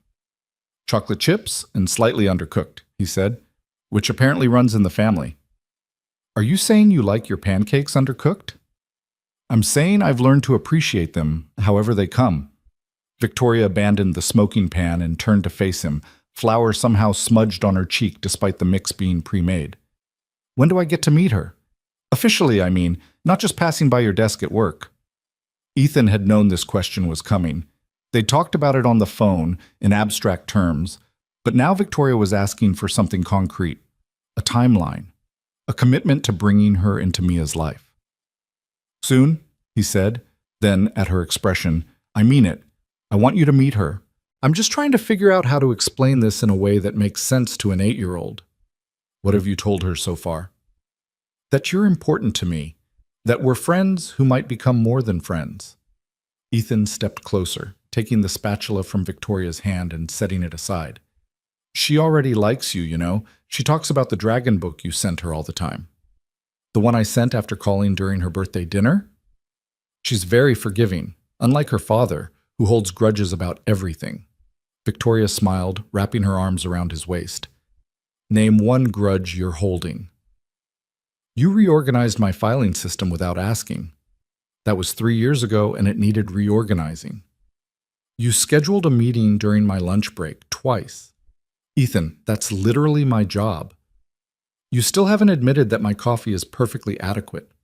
I will die before I admit that travesty is adequate. She kissed him softly. But I appreciate your dedication to being right about meaningless things. They stood like that for a moment, wrapped in each other, the burned pancakes forgotten. These quiet moments had become Ethan's favorite part of their relationship, the easy intimacy of Sunday mornings, the way Victoria fit perfectly against his chest, the sense of peace that settled over him when they were alone together. His phone buzzed in his pocket. Mia, checking in from Amy's house where she was spending the weekend. Can I stay for dinner too? Amy's mom is making tacos. Ethan showed Victoria the text. Looks like I'm free for dinner after all. Lucky me. Victoria grabbed her phone. I'm ordering from the Thai place. We are not eating my pancakes. Probably wise. While Victoria ordered food, Ethan texted Mia back giving permission, then wandered to the living room. Victoria's apartment had become familiar over the past few weeks. The organized chaos of books, the art she'd collected over the years, the small details that revealed who she was beneath the professional exterior. A framed photo of her with Rachel at some beach. A shelf dedicated entirely to poetry. A vinyl record player that actually worked, surrounded by albums sorted by genre. He was studying her music collection when Victoria joined him, wrapping her arms around him from behind. Looking for something to judge me about? Always. Ethan pulled out an album. Fleetwood Mac. Cliché, but respectable. Says the man who still listens to whatever was popular when he was in high school. That's called nostalgia. It's different. It's called being stuck in the past. The words were teasing, but they hit closer to home than Victoria probably intended. Ethan turned in her arms, studying her face. Is that what you think? That I'm stuck? Victoria's expression softened. I think you're healing. There's a difference. But Ethan, at some point you have to decide if you're going to keep one foot in the past or fully step into the present. I'm here, aren't I? With you? You are. And I'm grateful for that. But sometimes I wonder if part of you is still holding back, waiting for permission that's never going to come. Permission from who? From Sarah. From yourself. From whoever you think gets to decide when you're allowed to be happy again. The doorbell rang before Ethan could respond. Their food had arrived. They ate on the couch, Victoria's feet tucked under her, a documentary about book conservation playing on the TV that neither of them was really watching. Can I ask you something? Ethan said during a lull in conversation. Always. Why me? You could be with anyone, someone without all my baggage, without a kid, without a dead wife haunting everything. Victoria set down her pad thai, giving him her full attention. You want an honest answer? Please. Because you're kind. Because you see people, really see them, in a way most people don't. Because you made me laugh during the worst acquisition meeting of my career by leaving a note on my desk that said, "You've got this, and if not, there's always arson." She smiled at the memory. Because you care about things that matter. Because you're a wonderful father. Because when you look at me, I feel like I'm enough exactly as I am, without having to perform or prove anything. Ethan's throat tightened. Victoria. And yes, you have baggage. Everyone does.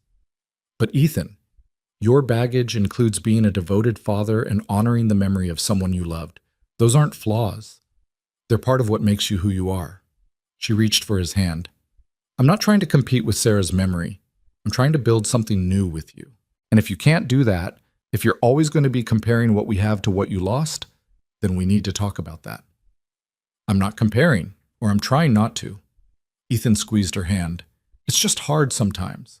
I spent 3 years building a life around grief, and now I'm trying to build one around hope, and I don't always know how to do that.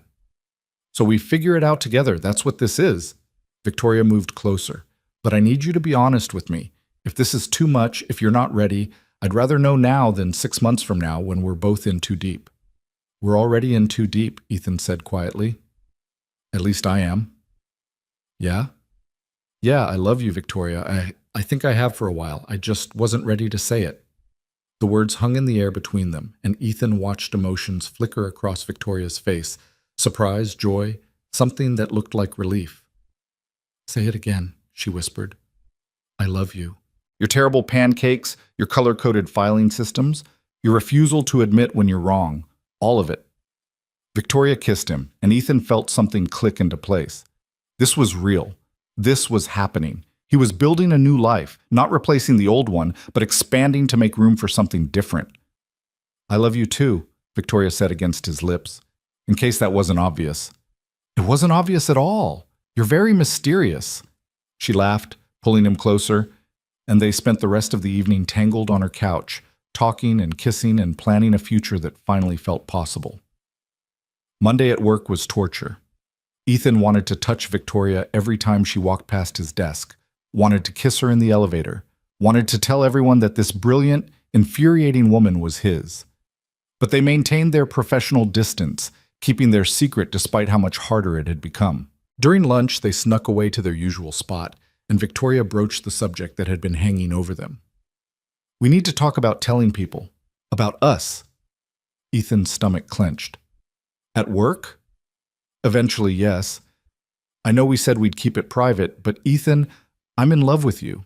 At some point, people are going to notice, and I'd rather control that narrative than have it become office gossip. What about HR? The fraternization policy? I checked. There's no explicit rule against relationships between employees at different levels, but there are guidelines about conflicts of interest and the appearance of favoritism, which means we either need to be very careful or... She paused. One of us needs to move to a different department. The solution was obvious, and they both knew it. Ethan was the assistant. Victoria was the editorial director. If anyone was moving, it would be him. I could transfer to marketing, Ethan said slowly. They've been understaffed for months. I heard they're looking for a senior coordinator. That would be a lateral move at best. You'd be wasted in marketing. Then what are you suggesting? Victoria looked uncomfortable. There's an operations manager position opening up in January. It's a promotion, better pay, different chain of command. You'd be perfect for it. You want me to apply for a promotion so we can date openly? I want you to apply for a promotion because you deserve it. The fact that it solves our current problem is just a bonus. Ethan pushed food around his plate, thinking. A promotion would mean more money, something he desperately needed with Mia getting older and expenses piling up. It would mean new challenges, a chance to grow beyond being someone's assistant. But it also felt like Victoria was managing his career, making decisions for him, even if she had good intentions. I'll think about it, he said finally. That's all I'm asking. But the conversation left Ethan unsettled. That afternoon, as he filed paperwork and scheduled Victoria's meetings, he found himself wondering if he'd stayed in this position too long out of fear of change. Had grief made him so risk-averse that he'd stopped pursuing growth? Or was Victoria pushing him toward something he wasn't ready for? The uncertainty followed him home. Mia noticed immediately. You're making the thinking face again, she announced over dinner. Sorry, Peanut. Work stuff. Is it about Victoria? How did you... Everything's about Victoria lately. Mia didn't sound upset, just matter of fact. Are you going to tell me what's really happening? Because I'm not a baby daddy. I know you like her like her. Ethan set down his fork, his heart racing. This was it. The moment he'd been avoiding and anticipating in equal measure. You're right. I do like her. How do you feel about that? Mia shrugged, but Ethan could see the calculation behind her eyes. Is she going to be my new mom? No, nobody's replacing your mom, Mia, ever. But Victoria is someone important to me, someone I care about a lot. And if you're okay with it, I'd like you to spend some time with her, really get to know her. Will she come to my school stuff? If you want her to, maybe, eventually. Will she move in with us? Whoa, slow down. We're not there yet. Right now we're just dating, spending time together, seeing if this works. Mia studied him with those serious eyes. Do you love her? The question was so direct that Ethan almost laughed, but his daughter deserved honesty. Yes, I do. Does she love you? She says she does. Good. Mia went back to her spaghetti like they'd just discussed the weather. Because you've been happier lately, not sad happy, real happy, and I like that. Ethan felt emotion clog his throat. You're okay with this? Really? Daddy, I just want you to not be lonely anymore, and if Victoria makes you not lonely, then I like her.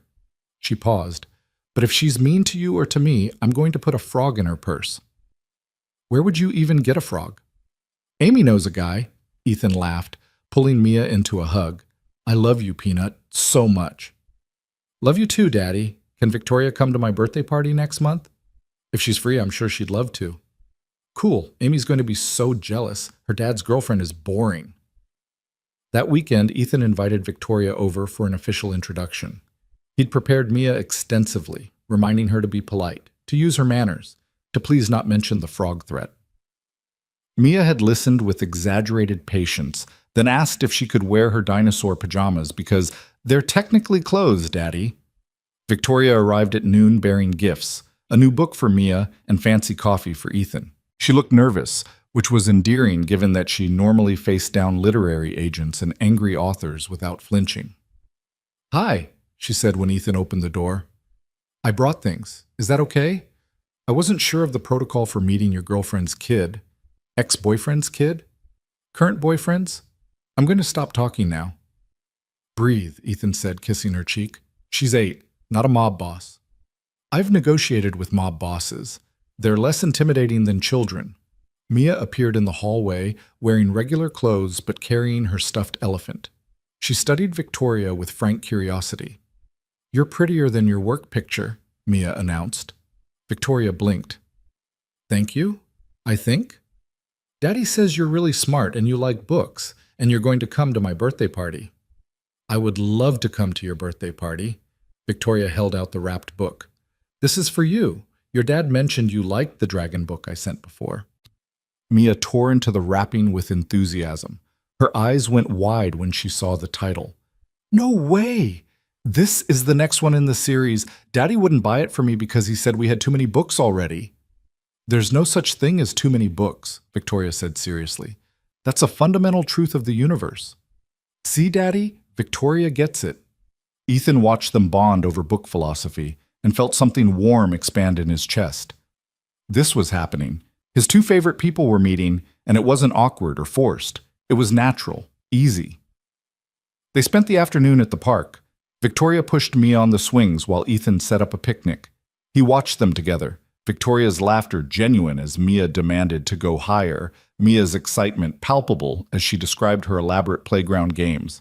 By the time they settled on the blanket to eat, Mia had apparently decided Victoria was acceptable. Can I ask you something? Mia said through a mouthful of sandwich. Sure, Victoria said. Are you going to marry my dad? Ethan choked on his water. Victoria's eyes went wide. They stared at each other in panic while Mia waited expectantly. We haven't really, Victoria stammered.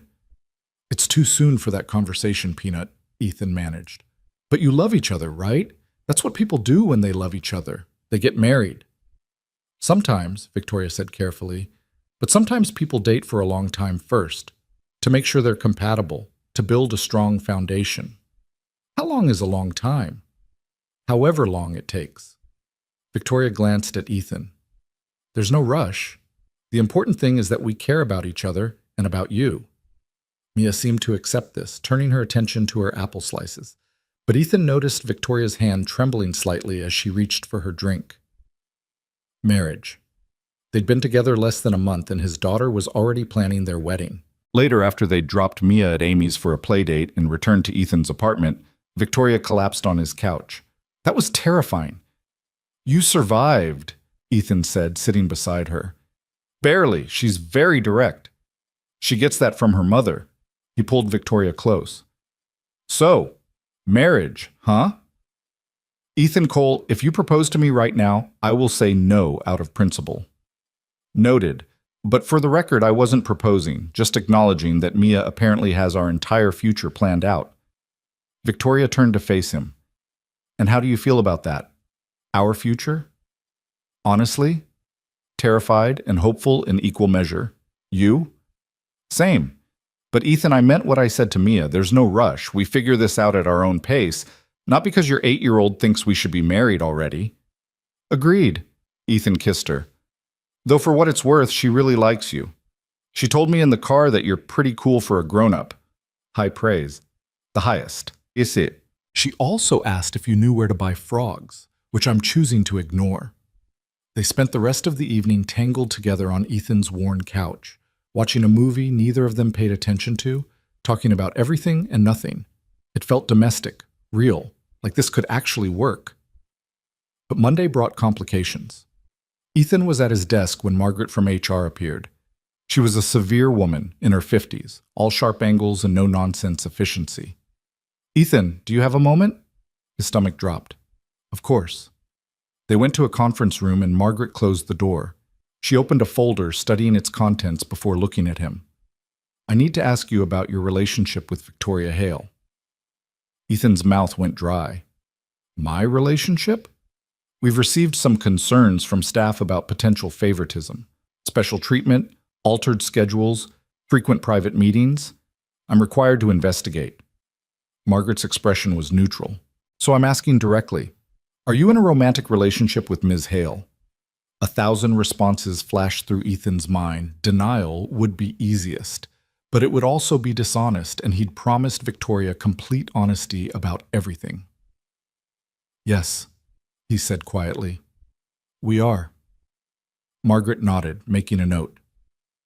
How long has this been going on? Officially, about a month, but there were feelings before that. And Ms. Hale is aware that this creates a conflict of interest given the power dynamic between you? We're both aware. We've discussed transferring to different departments to address it. That would be advisable. Margaret closed her folder. Mr. Cole, I'm not here to judge your personal life, but you must understand that this relationship puts both of you in a difficult position. Ms. Hale supervises your performance reviews, your salary, your schedule. Any decisions she makes regarding you can now be questioned. Any negative performance feedback could be seen as personal. Any positive feedback could be seen as favoritism. I understand. Do you? Because this could damage both your careers, particularly hers. Margaret's expression softened slightly. I know Victoria. She's brilliant and fair, but this industry is still very much a boys' club, and they'll use any ammunition they can find to undermine a woman in power. A relationship with her subordinate? That's ammunition. The weight of what she was saying settled over Ethan like a heavy blanket. He'd been so focused on his own fears, losing his job, failing Mia, getting hurt again, that he hadn't fully considered what this cost Victoria. Her reputation, her credibility, everything she'd worked years to build. What do we do? He asked. You transfer as soon as possible. I'll fast-track the operations manager position. You're qualified, and it would remove the direct reporting relationship. Margaret stood. I'll keep this conversation confidential for now. But Ethan, be discreet, at least until the transfer is finalized. After she left, Ethan sat alone in the conference room, his mind racing. He needed to tell Victoria.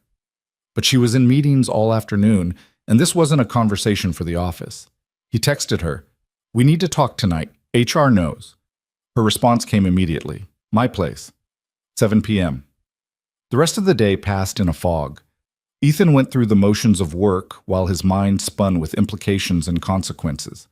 By the time he picked up Mia from school, he felt physically ill. You okay, Daddy?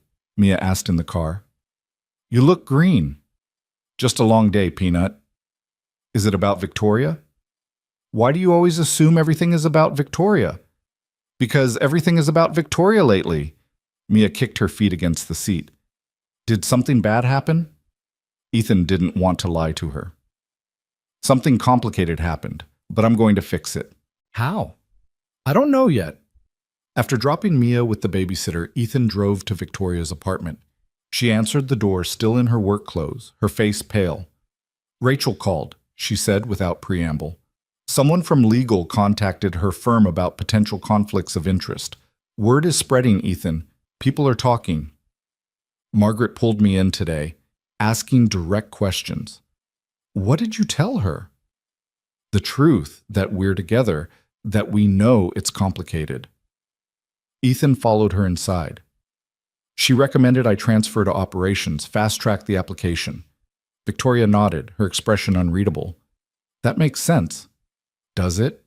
Because it feels like we're being forced to make decisions based on other people's opinions rather than what we actually want. What we want isn't the issue. It's what's practical. What protects both of us professionally. So I just, what? Apply for a job I'm not sure I want because it makes our relationship more acceptable? Do you not want the job? Victoria's voice rose slightly. Because you said you'd think about it. I thought we'd discuss this. You discussed it. You decided what was best and expected me to fall in line. That's not fair. Isn't it? You're my boss, Victoria. Even in our personal relationship, you're used to being in charge, making decisions, controlling outcomes. But this isn't a business deal you can negotiate. Victoria's face flushed. I'm trying to protect us. Both of us. By making unilateral decisions about my career? By being realistic about our options? She paced the living room, agitated. Ethan, I could lose everything over this. My job, my reputation, my credibility in an industry that already questions every decision I make because I'm a woman. So yes, I'm trying to find solutions. I'm sorry if that seems controlling. The anger drained from Ethan as quickly as it had come. He'd been so caught up in his own feelings that he'd forgotten Victoria's perspective, the weight she was carrying, the risks she was taking just to be with him. I'm sorry, he said quietly. You're right. I'm being defensive. No, you're being honest, which is what we promised each other. Victoria stopped pacing. But Ethan, we need to make a decision. Together. Do we fight for this relationship despite the complications, or do we acknowledge that maybe the timing is wrong and we're not ready for what this requires? The question hung in the air, heavy with implication. This was it, the moment where they either committed fully or walked away while they still could. Ethan thought about Mia asking if Victoria would marry him, about the domestic ease of their afternoon at the park, about the way Victoria made him feel alive in ways he hadn't felt in years, about the future he was finally allowing himself to imagine. I fight, he said. For us. For this. Whatever it takes. Victoria's eyes welled with tears. Yeah? Yeah, I'll apply for the operations position.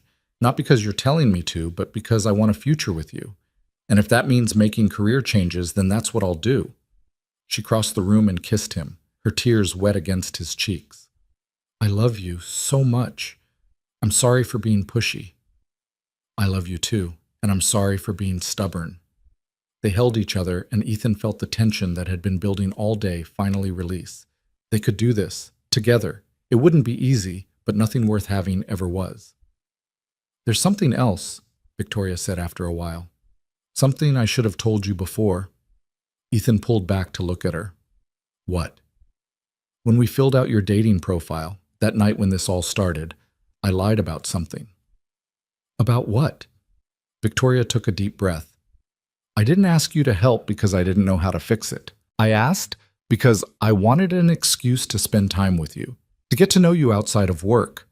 The profile was terrible, yes, but I could have fixed it myself. I wanted you there. Ethan stared at her, processing this. So this whole thing, our lunches, getting to know each other, you planned it? Not exactly planned. More hoped for? I had feelings for you before that night, Ethan. I just didn't know how to act on them without making things weird. The profile gave me an excuse. Why didn't you just ask me out? Because you're my employee. Because you were grieving. Because the power dynamic made it impossible for me to make the first move without it being inappropriate. Victoria looked miserable. I'm sorry. I should have been honest from the start. Ethan should have been angry, should have felt manipulated, but instead he found himself laughing. What's so funny? You, me. This whole ridiculous situation. He pulled her close. Victoria, I don't care that you engineered an excuse to spend time with me. If anything, I'm relieved. I thought I was going crazy, developing feelings for my boss. At least now I know you were feeling it too. You're not mad? I'm not mad. though I reserve the right to bring this up every time you accuse me of being calculating. She swatted his arm, smiling through her tears. Deal. They spent the rest of the evening on her couch, talking through their plan. Ethan would apply for operations. They'd be discreet at work until the transfer went through. They'd face whatever gossip came together, and they'd keep building toward a future that was starting to look more real every day. When Ethan finally left around midnight, he felt lighter. Scared, yes. Uncertain about what came next, absolutely. But also hopeful. For the first time since Sarah died, he was genuinely excited about the future. He was halfway home when his phone rang. Victoria. Did I forget something? He answered. No, She paused. I needed to hear your voice one more time before I went to sleep. Is that pathetic? If it is, then we're both pathetic. I was literally about to call you. We're disgusting. Absolutely revolting. Victoria laughed. Get home safe. Text me when you're there? Always. After hanging up, Ethan drove through quiet streets, his mind replaying the evening. The fight. The resolution. Victoria's confession about the dating profile. It all pointed to one undeniable truth. This woman loved him. Fully, messily, inconveniently loved him. And he loved her back with an intensity that both thrilled and terrified him. He thought about what Mia had asked, whether Victoria would be her new mom. The answer was no. Nobody would replace Sarah. But maybe Victoria could be something different. A partner. A co-parent eventually. Someone who loved both Ethan and his daughter for exactly who they were. The next few weeks passed in a blur of applications, interviews, and waiting.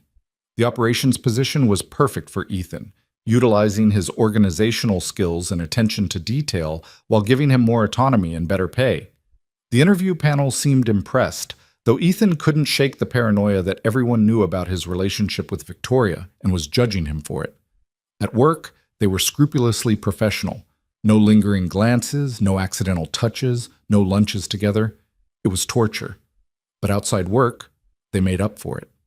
Dinners at Victoria's place.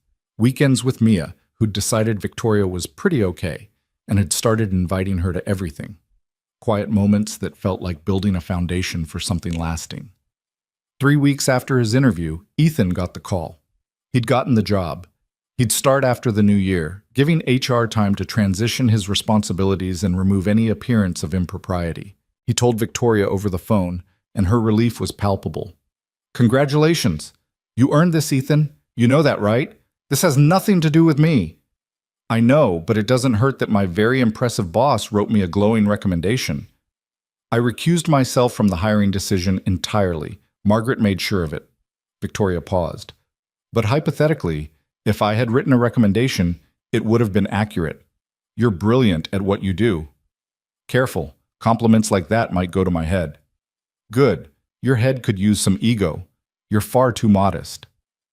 That weekend, they celebrated with dinner at a nice restaurant, their first real date in public, not hiding in corners or worrying about who might see them. Ethan wore a suit. Victoria wore a dress that made his breath catch. They held hands across the table and didn't care who noticed. This feels different, Victoria said, looking around the restaurant. Being out, not hiding. Good different or scary different? Both. But mostly good. She squeezed his hand. I can't wait until January when we don't have to pretend at work anymore. Me too, though I'm going to miss working directly with you. We'll still see each other every day. We'll just have different bosses, which frankly sounds less complicated. True. My new boss can't fire me for refusing to make her terrible coffee. That's unfair. My coffee is fine. Your coffee could strip paint, Victoria. We've discussed this. She laughed, and Ethan felt that now familiar warmth spread through his chest. This was what happiness felt like. Not the absence of pain, but the presence of joy despite it. Building something new without forgetting what came before. After dinner, they walked through the city, hand in hand, window shopping and talking about nothing important. They ended up at the park where they'd had their picnic with Mia. It was nearly empty this late, just a few other couples and dog walkers enjoying the mild December evening. They sat on a bench overlooking the playground, and Victoria leaned against Ethan's shoulder. Can I ask you something? She said. Always. Do you still think about her, Sarah? Ethan had been expecting this question eventually. He considered lying, sparing Victoria's feelings, but they'd promised honesty. Every day, he admitted. Not the way I used to, not with that consuming grief. But she's still there. Part of my history, part of who I am. Does it bother you that I'm not her? No, because I don't want you to be her. I want you to be you. Ethan turned to look at Victoria. What we have is different from what I had with Sarah. That doesn't make it less important or less real. It just makes it ours. I'm not trying to compete with a memory. I know, and I'm not asking you to. He kissed her forehead. I loved Sarah. I'll always love her. But I love you too. My heart is big enough for both. Victoria was quiet for a moment. I never thought I'd fall for a widower. It's complicated in ways I didn't anticipate. Having regrets? Not even a little. Just acknowledging the reality. She sat up to face him. But Ethan, I need you to promise me something. What? If this ever gets too hard, if the memories are too much, if you're not ready, if Mia needs you to focus on just being her dad, promise you'll tell me. Don't suffer in silence trying to be strong for everyone. I promise. Same goes for you. If the baggage gets too heavy, if you need space, if this relationship is costing you too much professionally or personally, Victoria put her finger over his lips. Not happening. I'm in this, Ethan Cole. All the way in. You're stuck with me. Promise? Promise. They kissed, soft and sweet, and Ethan felt something settle in his soul. Peace. Certainty. The knowledge that whatever came next, they'd face it together. His phone buzzed with a text from Mia's babysitter. She wants to say goodnight. Ethan called home and put it on speaker so Victoria could hear. Hi, Daddy. Hi, Victoria. Mia's voice crackled through. Are you having a good date? The best date, Ethan confirmed. Did you go somewhere fancy? Very fancy. There were cloth napkins and everything. Wow. Did Victoria dress up? I did, Victoria said. I wore the dress you helped me pick out last weekend. The blue one. I knew that was the right choice. Amy's sister says blue is sophisticated. Ethan and Victoria exchanged amused glances. You're absolutely right, Peanut. Very sophisticated. Good. Okay. I'm going to bed now. Love you, Daddy. Love you, Victoria. The casual love you to Victoria made both adults freeze. This was the first time Mia had said it. The weight of those words, the acceptance they implied, settled over them. Love you too, sweetie, Victoria said, her voice thick with emotion. Sleep well. After they hung up, Victoria wiped at her eyes. That kid is going to make me cry. She has that effect on people. She told me yesterday that you should move in with us because our apartment is too boring and you have better decorations. She said that? Her exact words were, Victoria has style and we have a couch from 1997. She's not wrong about the couch. Hey, that couch has character. It has stains of mysterious origin. There's a difference. They bantered back and forth, easy and comfortable, and Ethan realized this was what he'd been missing. Not romance exactly, but partnership. Someone to share life's small moments with. Someone who made everything better just by being there. What are you thinking about? Victoria asked. That I'm happy. Really, genuinely happy. I wasn't sure I'd feel this way again. And now? Now I'm excited about the future. About us. About whatever comes next. Victoria smiled, linking her fingers through his. Me too.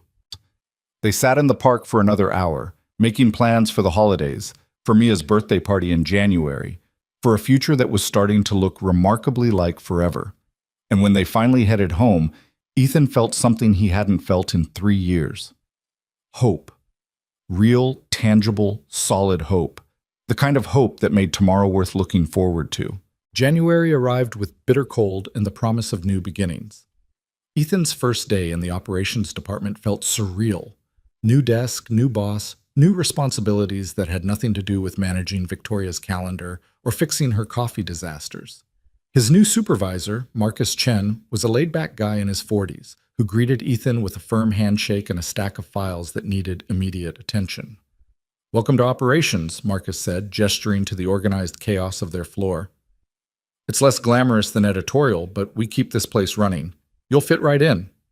Ethan settled into his new role quickly, discovering that he actually enjoyed the work, streamlining processes, solving logistical problems, coordinating between departments. But the best part was being able to see Victoria in the hallways without worrying about appearances. They could smile at each other freely now, share quick conversations by the elevators, meet for lunch without hiding. The office gossip had been brutal for about a week after his transfer was announced. Whispers in the break room about favoritism and inappropriate relationships. A few pointed comments from colleagues who thought they were being clever. But Margaret from HR had shut it down fast, reminding everyone that both parties had followed protocol and that any continued harassment would be dealt with severely. By mid-January, the gossip had faded to background noise. People had new scandals to discuss, and Ethan and Victoria became just another office couple navigating the complicated dance of work-life balance. Mia's 9th birthday party was scheduled for the last Saturday of the month. She'd been planning it for weeks with the intensity of a military general, creating detailed lists of decorations, games, and required snacks. Victoria had been invited, of course, and had taken the responsibility with touching seriousness. "What do 9-year-olds like?" she'd asked Ethan over dinner the week before. "I don't want to show up with something lame and lose all credibility." "You already have credibility. She talks about you constantly." "Still, this is important. It's my first major event as the girlfriend." "Technically, you've been the girlfriend for months." "This is different. This is meeting her friends, meeting other parents, being officially introduced as your partner. The stakes are high, Ethan." He'd laughed at her anxiety. This woman who could negotiate million-dollar deals without breaking a sweat, but was terrified of disappointing a 9-year-old. "Just be yourself. That's all she wants." The party was held at their apartment, which suddenly felt very small with 15 children running around playing elaborate games that Ethan didn't fully understand. Victoria arrived early to help set up, looking adorably out of place in jeans and a sweater, her hair down instead of in its usual professional bun. "Where do these go?" she asked, holding up a package of balloons. "Everywhere, according to Mia's diagram." Ethan showed her the detailed party map his daughter had drawn. "She made a diagram." "She's your influence, organization and color coding." Victoria looked unreasonably pleased by this. They spent the next hour transforming the apartment into what Mia called a proper party space, complete with streamers, balloons, and a banner that said, "Happy Birthday, Mia," in glittery letters. When the guests started arriving, Ethan watched Victoria interact with the other parents. She was charming and friendly, answering questions about her work without being condescending, asking genuinely interested questions about their lives. Jennifer, Amy's mom, cornered him in the kitchen while Victoria was organizing a game in the living room. "I like her," Jennifer said. "She's good with the kids, and she looks at you like you hung the moon. You did good, Ethan." "Thanks. I think so too." "How's Mia handling everything?" "Better than I expected, honestly. She adores Victoria. Keeps asking when she's going to move in with us." Jennifer raised her eyebrows. "And how do you feel about that?" "Terrified and excited in equal measure. We've only been together a few months. It feels too soon." "Does it, though? You've known each other for years. You work together. You've already integrated your lives in most ways. Moving in might just be acknowledging what's already happening." Ethan thought about that as he watched Victoria help Mia blow out her birthday candles, the two of them laughing as Mia made a dramatic wish. Jennifer was right. Victoria was already part of their lives in every way that mattered. She'd been to Mia's school events, had dinner with them at least 3 times a week, kept spare clothes at their apartment for the night she stayed over after Mia was asleep. But moving in felt like a line they couldn't uncross. A commitment that required certainty Ethan wasn't sure he had yet. After the party, after the last guest had left and Mia was sorting through her presents with the methodical precision she'd inherited from both her parents, Victoria helped Ethan clean up. "That was fun," she said, collecting paper plates. "Exhausting, but fun. You were amazing with the kids. Half of them want you to come to their birthday parties too." "I heard. Amy already invited me to hers in March." Victoria dumped plates in the trash. "Is it weird that I actually want to go?" "A little, but in a good way." They cleaned in comfortable silence, the apartment slowly returning to its normal state of organized chaos. Mia appeared in the kitchen doorway, still wearing her party hat. Victoria, will you read me my new book, the one you got me? Victoria glanced at Ethan, who nodded. Of course, sweetie. Go get ready for bed and I'll meet you in your room. After Mia disappeared, Victoria turned to Ethan. Is this okay? I don't want to overstep. You're not overstepping. She asked because she wants you there. That's good. You're sure? I'm sure. Ethan finished cleaning while listening to Victoria's voice drift from Mia's room, reading about dragons and brave girls and magical adventures. When he peeked in 20 minutes later, Mia was fast asleep, her new book clutched to her chest, and Victoria was carefully extracting herself from the bed. They tiptoed out together, and Ethan pulled Victoria close in the hallway. Thank you, he whispered, for everything today, for being here, for loving my kid. Easy to love her. She's pretty great. Victoria kissed him softly. I should probably go. It's late. Or you could stay. Hey, Ethan, we agreed. I know what we agreed, but Mia's asleep and I'm not ready for you to leave yet. He rested his forehead against hers. Stay, please. Victoria stayed. They fell asleep on the couch watching a movie wrapped around each other, and when Ethan woke at 3 a.m. with a crick in his neck, he couldn't bring himself to regret it. This felt right. Victoria in his space, in his life, fitting like she'd always been there. The next morning, Mia found them making pancakes together, Ethan cooking while Victoria provided unhelpful commentary. Did Victoria sleep over? Mia asked without preamble. Ethan and Victoria exchanged glances. They talked about this possibility, how to handle it if Mia noticed. I did, Victoria said. Your dad and I fell asleep watching a movie. Is that okay with you? Mia shrugged, grabbing juice from the fridge. I guess. Does this mean you're going to be here more? Would you want that? Maybe. Our apartment is kind of small, though, and you have a lot of books. Where would they all go? Ethan nearly dropped the spatula. Nobody said anything about moving in, Peanut. But that's what people do when they love each other, right? They live together? Mia looked between them with those two perceptive eyes. Don't you want to live together? Victoria rescued him. Sometimes people do live together, but it's a big decision that requires a lot of talking and planning. Your dad and I haven't had those conversations yet. Well, you should, because I'm tired of you leaving all the time. It would be easier if you just stayed. With that pronouncement, Mia took her juice to the living room, leaving 2 stunned adults in the kitchen. She's 9, Ethan said weakly. She doesn't understand the implications. She understands perfectly. Kids are perceptive. Victoria flipped a pancake with more force than necessary. And she's not wrong. This back and forth is getting complicated. Are you saying you want to move in? I'm saying it's worth discussing. Not today, not this week, but eventually. Because Mia's right. I am here all the time. I have a toothbrush in your bathroom and clothes in your closet. At what point do we acknowledge that I'm basically living here already? The conversation was interrupted by Mia yelling that her favorite show was starting, but it hung over Ethan for the rest of the day.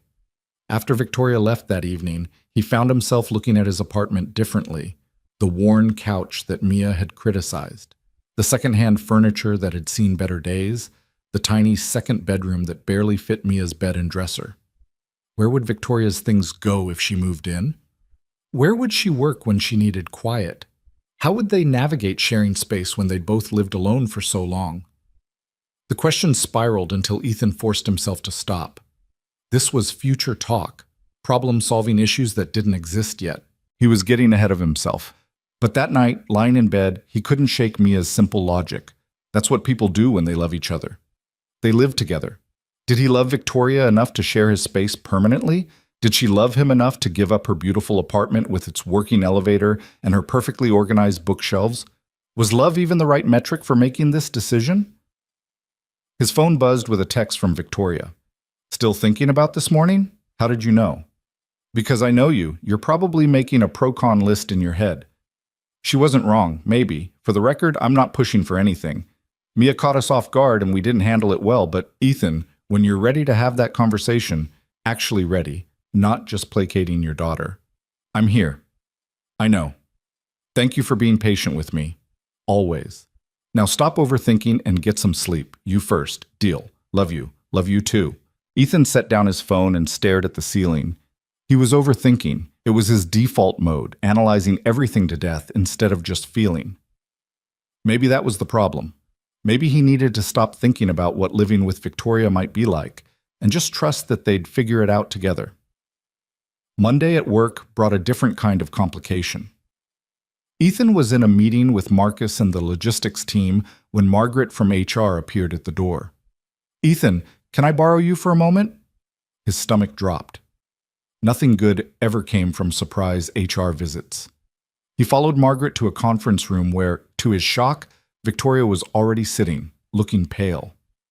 "What's going on?" Ethan asked. Margaret closed the door. "We have a situation. Someone has filed a formal complaint alleging that Victoria's recommendation letter for your promotion was inappropriate given your relationship. They're claiming the hiring process was compromised." Ethan felt the blood drain from his face. "But Victoria recused herself. She wasn't part of the decision." "I'm aware, and the investigation will show that. But the complaint has been filed, which means I'm required to review the entire hiring process." Margaret looked genuinely sympathetic. "I want to be clear. I don't believe there was any impropriety. But until this is resolved, Ethan, you'll need to be placed on administrative leave." "What?" Victoria stood abruptly. "That's insane. He earned that position. The complaint is baseless, which the investigation will prove, but protocol is punishing him for having a relationship. This is exactly the kind of discrimination." "Victoria." Ethan touched her arm. "It's okay. It's not okay. You worked hard for this. You deserve the promotion. This is someone being vindictive, probably the same people who were spreading gossip." Margaret waited until Victoria sat back down. "I understand you're upset, but my hands are tied. The complaint exists, so I have to investigate. Ethan will continue to receive his salary during the leave. This should be resolved within 2 weeks. 2 weeks of sitting at home while people questioned whether he'd earned his position or just slept his way into it." Ethan felt sick. After Margaret left, Victoria turned to him, her eyes blazing. "This is my fault. I should have been more careful, should have realized people would target you. This isn't your fault. It's the fault of whoever filed the complaint." Ethan's jaw tightened. "Do we know who it was?" Margaret couldn't say, but I have my suspicions. Victoria's expression turned calculating. "David from sales has been bitter since I rejected his manuscript submission last year, and he's friends with some of the people who were making comments about us. You can't accuse someone without proof. Watch me." "Victoria, no. Let Margaret do her job. The investigation will show I earned the position. Getting into fights with David will only make things worse." She deflated, all the fight going out of her. "I hate this. I hate that loving you comes with consequences for your career." "Hey," Ethan pulled her close, not caring that they were still at the office. "Loving me doesn't come with consequences. Small-minded people who can't handle others being happy come with consequences. That's not on you." "It feels like it's on me." "Well, it's not. We did everything right. We followed protocol. We were transparent with HR. This is just someone trying to cause trouble." Victoria pulled back, studying his face. "You're being very calm about this. One of us has to be, and you look like you're about to commit murder." "I'm considering it." Despite everything, Ethan smiled. "There's my fierce girlfriend. But seriously, don't do anything that will make this worse. Let the process work." She nodded reluctantly. "Fine, but I'm not happy about it." "Neither am I. But we'll get through this." Ethan went home that afternoon feeling unmoored. 2 weeks of forced leave stretched ahead of him like a prison sentence. He picked up Mia from school and tried to act normal, but she noticed immediately. "Why are you home early?" "Work stuff. I'm taking some time off." "Are you sick?" "No, Peanut. Just some administrative things that need to be sorted out." Mia didn't look convinced, but she let it drop. That evening, while she did homework, Ethan sat on the couch staring at nothing, his mind spinning with worst-case scenarios. What if the investigation found something questionable? What if he lost the promotion? What if this followed him for the rest of his career? His phone rang. Rachel, Victoria's sister. "Did Vic tell you what happened?" Rachel asked without preamble. "The complaint? Yeah. I did some digging, called in a few favors with people at your company. It was David Morrison from sales. He filed it anonymously, but my source saw the paperwork. Ethan closed his eyes. Of course it was him. The good news is, from what I'm hearing, Margaret's investigation is already showing you were the most qualified candidate. Multiple people interviewed for the position ranked you highest. Victoria's recusal is documented. This complaint is going nowhere. And the bad news? The bad news is David is trying to stir up more trouble. He's been talking to other employees, suggesting there were other improprieties, trying to build a case that Victoria has been giving you preferential treatment for years. That's insane. I worked my ass off as her assistant. I know, and Margaret knows. But Ethan, you need to prepare for this to get ugly before it gets better. David has an axe to grind, and he's not going quietly. After they hung up, Ethan sat in the growing darkness, feeling the weight of the situation settle over him. This wasn't just about the promotion anymore. This was someone actively trying to destroy his career and damage Victoria's reputation. When Victoria came over that night after Mia was asleep, she looked exhausted. "Rachel called you," she said, reading his expression. "Yeah. So you know it's David, and you know he's not stopping with just the complaint." "I know." Ethan pulled her down onto the couch. "But Rachel also said Margaret's investigation is going well. We just have to weather this." "I'm not good at weathering things. I'm good at fighting back." Victoria's voice was tight with frustration. "I want to march into David's office and tell him exactly what I think of his petty, vindictive, which would be satisfying for about 5 minutes and then would make everything worse." "I know. Doesn't mean I don't want to do it." They sat in silence, Victoria's head on Ethan's shoulder, and he felt the familiar weight of responsibility. This was affecting her too. Her reputation, her peace of mind, her ability to do her job without constantly worrying about perception. "Maybe we should take a break," Ethan said quietly, "until this blows over." Victoria sat up, staring at him. "What?" "Just temporarily, to remove fuel from David's fire. If we're not actively together, he has less ammunition." "Ethan Cole, if you think I'm going to hide our relationship because some bitter man-child can't handle rejection, you've lost your mind." Victoria's eyes flashed.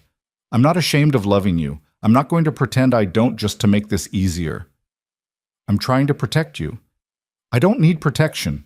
I need a partner who's willing to stand with me, not suggest we hide." She stood, pacing. "This is exactly what they want, Ethan, to make us feel like our relationship is the problem. It's not. David's vendetta is the problem. But if we just... No, absolutely not. We are not taking a break. We are not hiding. We are going to continue exactly as we have been because we did nothing wrong." Victoria's voice cracked slightly. "Unless you actually want a break. Unless this is your way of saying it's all too much." "It's not that." "Then what is it?" Ethan stood, meeting her eyes. "It's me being scared. Again. Of losing my job, of ruining your career, of everything falling apart. And my default when I'm scared is to pull away, to protect myself.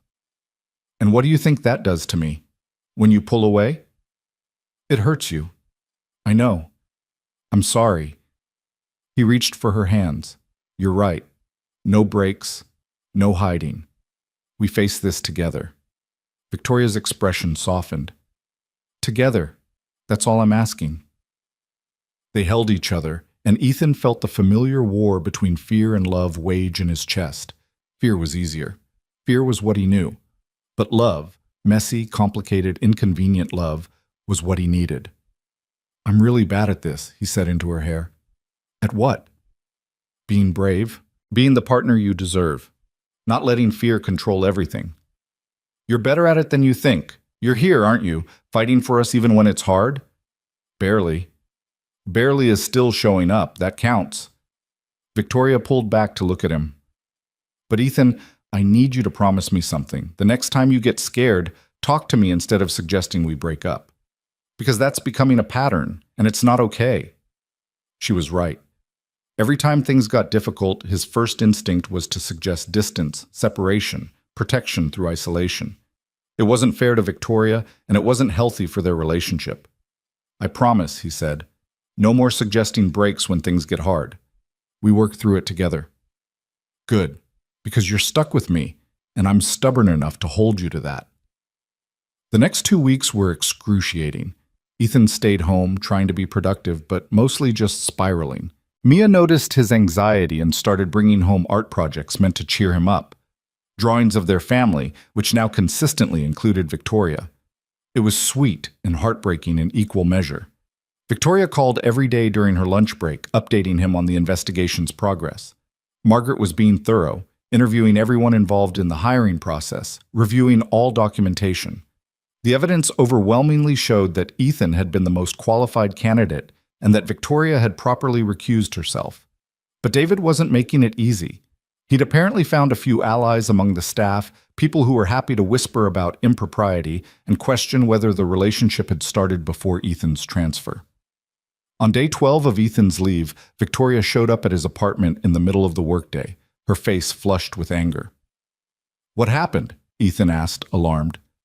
"David cornered me in the parking lot, started making insinuations about our relationship, about whether I'd been grooming you while you were my assistant." Victoria's hands were shaking.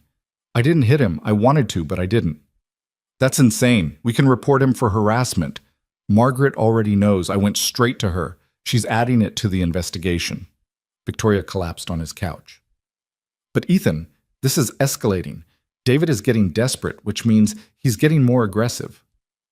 "Then the investigation must not be going his way." "That's what Margaret said. She told me, off the record, that they found no evidence of impropriety. Your promotion was earned. David's complaint is baseless.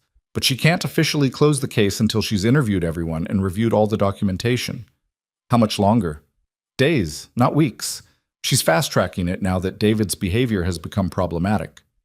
Ethan pulled Victoria close, feeling her tension slowly ease. "It's almost over. We just have to hold on a little longer." "I'm tired of holding on. I'm tired of defending our relationship to people who have no business judging it. I'm tired of watching you suffer because someone decided to be vindictive." "I know, me too." They sat like that until Ethan had to leave to pick up Mia from school. Victoria came with him, and Mia's face lit up when she saw them both. "Are you taking the day off too, Victoria?" "Something like that. Thought I'd spend the afternoon with my two favorite people." They went to the park, the same one where Ethan and Victoria had their early dates. Mia ran ahead to the playground while they walked behind, hand in hand. "I've been thinking about what you said," Victoria said suddenly. "About moving in together." Ethan's heart skipped. "Yeah?" "When this investigation is over, when things settle down, I think we should do it. Not because Mia suggested it or because it's practical, but because I want to. I want to wake up next to you every morning. I want to share space and make decisions together. I want to build a life with you and Mia that's fully integrated, not this half in, half out thing we've been doing." "You're sure?" "I'm sure. Are you?" Ethan watched Mia on the swings, then looked at Victoria, this woman who'd fought for their relationship even when it would have been easier to walk away, who loved his daughter, who made him believe in futures again. "Yeah," he said. "I'm sure." They kissed, right there in the middle of the park, and Ethan felt something fundamental shift. This wasn't just about romance anymore. This was about family, about building something permanent, about choosing love even when it was complicated. 3 days later, Margaret called with the news. The investigation was complete. Ethan's promotion was legitimate. David's complaint was unfounded and would be dismissed. David himself was being disciplined for workplace harassment and creating a hostile environment. Ethan could return to work immediately. He should have felt relief. Instead, he felt fury. Fury at the 2 weeks stolen from him. Fury at the stress inflicted on Victoria. Fury at a system that allowed baseless accusations to derail lives. Victoria found him in his car after his first day back, sitting in the parking lot.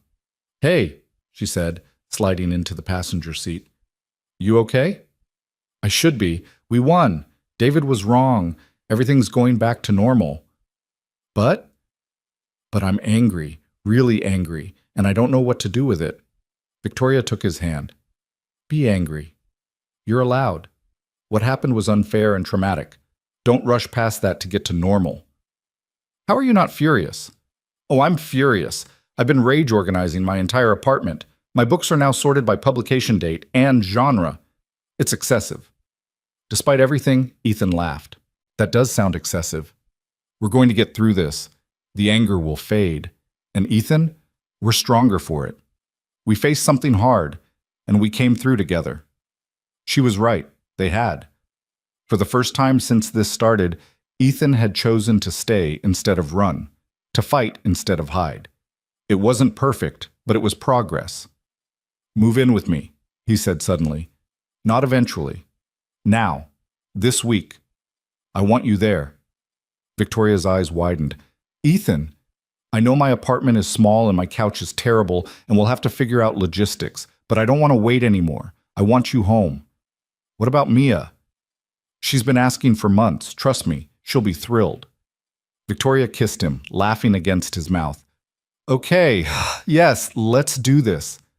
And just like that, everything changed. Not gradually, not carefully planned, but all at once, the way the best things in life often did. The decision to move in together turned out to be easier than the actual logistics of making it happen. Victoria's apartment was twice the size of Ethan's, with better light, a working elevator, and enough space for all her books. The choice was obvious, even if it meant uprooting Mia from the only home she'd known since Sarah died. Ethan broke the news to his daughter over breakfast on Saturday morning, bracing himself for resistance, or tears, or the complicated emotions of a 9-year-old being asked to leave her childhood home. We're moving to Victoria's place, Mia said flatly. Finally. I thought you'd never ask. Ethan blinked. You're not upset? Why would I be upset? Her place is way nicer. Plus she has that big window seat I can read in. And the building has an actual working elevator, Daddy. Do you know how many times I've had to walk up 3 flights of stairs carrying school projects? Yes, I'm aware. Good. When do we move? Just like that, the biggest hurdle Ethan had imagined evaporated. They spent the next 2 weeks packing, sorting through 3 years of accumulated belongings. Ethan found himself paralyzed by small decisions. Keep the coffee maker Sarah had bought him, or use Victoria's newer one. Pack the throw pillows, or donate them. What about the photos? Victoria found him one evening sitting on the floor of his bedroom, surrounded by picture frames, his face wet with tears he hadn't realized he was shedding. Hey, she said softly, sitting beside him. What's wrong? Ethan gestured helplessly at the photos. I don't know where these go. In our new place. Some of them are just Sarah, some are Sarah and Mia, some are our whole family, and I want to bring them, but I don't want you to feel like you're living in a shrine to my dead wife. Victoria picked up a frame. Ethan and Sarah on their wedding day, both of them impossibly young and happy. She studied it for a long moment. This is part of your history, part of Mia's history. Of course you bring them. She looked at Ethan. I'm not threatened by Sarah's memory. I never was. She was important to you, she gave you Mia, and she deserves to be remembered. We'll find places for these photos where they feel right, where Mia can see her mother and remember her. You're sure?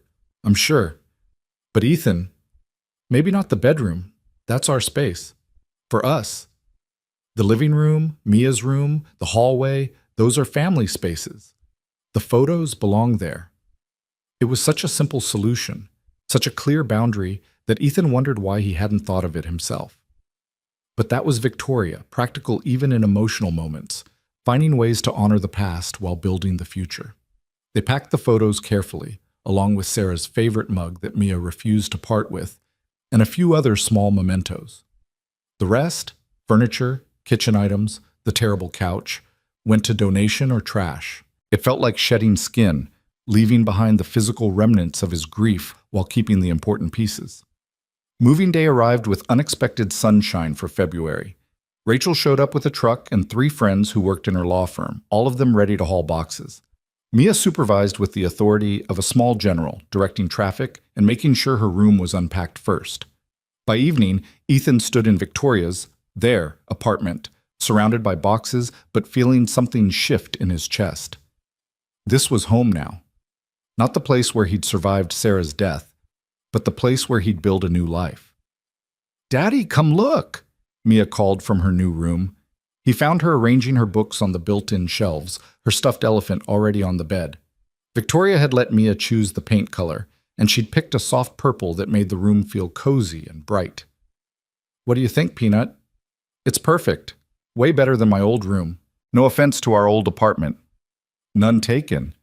And look, Mia pointed to the window seat, where Victoria had already added cushions and a reading lamp. My own library nook. Amy's going to die when she sees this. Ethan pulled his daughter into a hug, breathing in the scent of her shampoo, feeling grateful beyond words that this transition was easy for her, that she was resilient and adaptable and wise beyond her years. I'm glad you're happy here. I'm glad you're happy, Daddy. You smile more now, like you used to in the pictures with Mom. The observation hit him square in the chest. He hadn't realized how much his grief had been visible to Mia, how much she'd been watching him struggle. I am happy, he said. Really happy. Good. Now can you help me organize my art supplies?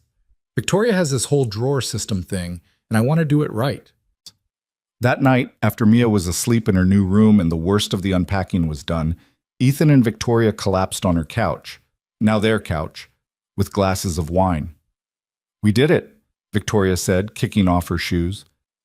We officially live together. We do. How does it feel? Right. Scary, but right. She leaned against him. How about you? Same. I keep waiting for the panic to set in, but it hasn't yet. Give it time. We'll probably have our first fight about something stupid, like whose turn it is to do dishes. I'm looking forward to it. The domesticity of fighting about dishes. Victoria laughed. You're weird. You love it. I really do. They sat in comfortable silence, and Ethan felt the last piece of resistance inside him finally let go. This was what moving forward looked like. Not forgetting Sarah or pretending the past 3 years hadn't happened, but making space for something new alongside the memory of what was. The first month of living together was an adjustment. Ethan learned that Victoria was actually a morning person when left to her natural rhythm, singing off-key in the shower before 6 a.m. Victoria learned that Ethan's organized system for the kitchen made sense only to him, and that arguing about it was pointless. They learned each other's rhythms, quirks, and boundaries. They also learned that Mia was an excellent mediator when they did fight about stupid things. You're both being ridiculous, she announced one Sunday when Ethan and Victoria were bickering about the proper way to load the dishwasher. The dishes get clean either way. Now can we please go to the museum like you promised? Ethan and Victoria looked at each other and started laughing. She's right, Victoria said. We're being ridiculous. Completely ridiculous, Ethan agreed. I know, Mia said smugly. I'm very smart. Work settled into a new normal too. Ethan thrived in operations, discovering skills he hadn't known he had. Victoria got a massive promotion to VP of editorial, a recognition of her years of brilliant work. The office gossip about their relationship faded as people found new things to talk about. David from sales quietly left the company after the investigation concluded, though rumor had it he was pushed rather than jumped. Ethan felt no satisfaction in his departure, only relief that the chapter was closed. By spring, their life together felt established, comfortable, like they'd been doing this for years instead of months. Ethan would come home to find Victoria and Mia reading together, or Victoria would walk in on Ethan teaching Mia to cook, and each moment felt like a small miracle. The only thing that hadn't been discussed was the future. Marriage. More commitment. Ethan knew Victoria was waiting for him to bring it up, to decide when he was ready for that next step. But he kept hesitating, not from doubt, but from the weight of the decision. One evening in late April, Rachel cornered him at a family dinner at Victoria's parents' house. "So when are you going to propose?" she asked without preamble. Ethan nearly choked on his wine. "What?" "To my sister. When are you proposing? Because she's clearly waiting for you to ask, and you're clearly overthinking it." "I'm not. We haven't been together that long." "You've been together almost 6 months. You live together. You're co-parenting Mia. You're basically married already, just without the paperwork." Rachel fixed him with a look. "What are you waiting for?" "I don't know. The right time?" "There's no such thing as the right time. There's just now, and whether you're brave enough to commit to it." It was such a Victoria thing to say that Ethan realized Rachel and her sister were more alike than either would admit. "What if I mess it up?" he said quietly. "The proposal. What if it's not good enough? Ethan, my sister fell in love with you while watching you color code her filing system. I don't think your proposal needs to be elaborate. It just needs to be real. That night, lying in bed with Victoria asleep beside him, Ethan thought about Rachel's words. There was no perfect time. There was just the choice to move forward or stay stuck in comfortable limbo. He wanted to move forward. The next day, during his lunch break, Ethan went to a jewelry store. He had no idea what he was looking for. Sarah's engagement ring had been a family heirloom chosen by his grandmother. This needed to be different, something that was entirely Victoria. The saleswoman showed him dozens of rings, each more elaborate than the last, but none felt right. He was about to give up when he saw it. A simple platinum band with a small sapphire, elegant and understated. It reminded him of Victoria, beautiful without being flashy, perfect in its simplicity. That one, he said. Excellent choice. The sapphire is ethically sourced, and the platinum is, I'll take it. He left the store with the ring box burning a hole in his pocket and absolutely no plan for how to actually propose. Victoria would hate something public and showy, but she also deserved more than a casual, hey, want to get married? Over breakfast. Ethan was still planning when, 3 days later, everything fell apart. He got the call at work. Mia's school. She'd fallen during recess, hit her head, and was being taken to the hospital as a precaution. Victoria was already on her way, having been listed as Mia's second emergency contact. Ethan drove to the hospital with his heart in his throat, memories of Sarah's accident flooding back. The phone call, the hospital, the terrible waiting. He couldn't do this again. He couldn't lose someone else. He found Victoria in the emergency room waiting area, pacing. Where is she? What happened? Is she okay? She's getting a CT scan. The school said she was unconscious for a few seconds after she fell, so they're being cautious. Victoria grabbed his hands. Ethan, breathe. The doctor said it's probably just a concussion, but they want to be sure. Where's the doctor? I need to talk to them. They'll come get us as soon as the scan is done. Sit down. You're going to pass out. Ethan couldn't sit. He paced the waiting room, his mind spinning with worst-case scenarios. What if it was serious? What if she had brain bleeding? What if... Mr. Cole? A doctor approached, and Ethan's heart stopped. Mia's fine. The CT scan is clear. She has a mild concussion, which means she needs to take it easy for a few days, but there's no serious damage. She's asking for you. The relief was so intense that Ethan's knees nearly buckled. Victoria steadied him, her own relief visible in her expression. They found Mia in an examination room, looking small in the hospital bed, but alert and annoyed. I'm fine, Daddy. Everyone's making a big deal out of nothing.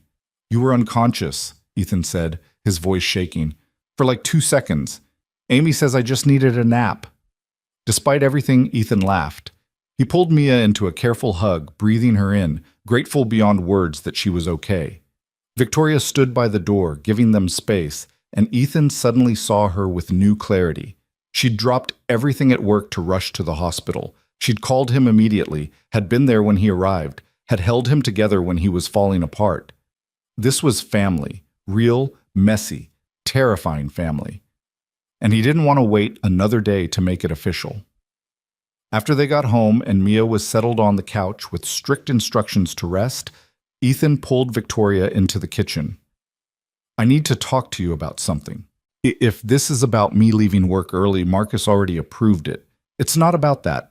Ethan pulled the ring box from his pocket, where it had been living for 3 days. It's about this. Victoria stared at the box. Ethan, today, when I got the call about Mia, all I could think was that I couldn't do this alone, that I needed you there. And you were there, without question, without hesitation. You've been there for months now, being a partner and a co-parent, and the person I want to build a life with. He opened the box, revealing the sapphire ring. I know this isn't romantic. I know I'm probably supposed to plan something elaborate. But Victoria, I don't want to wait. I love you. Mia loves you. And I want you to be part of our family officially. Will you marry me? Victoria's eyes filled with tears.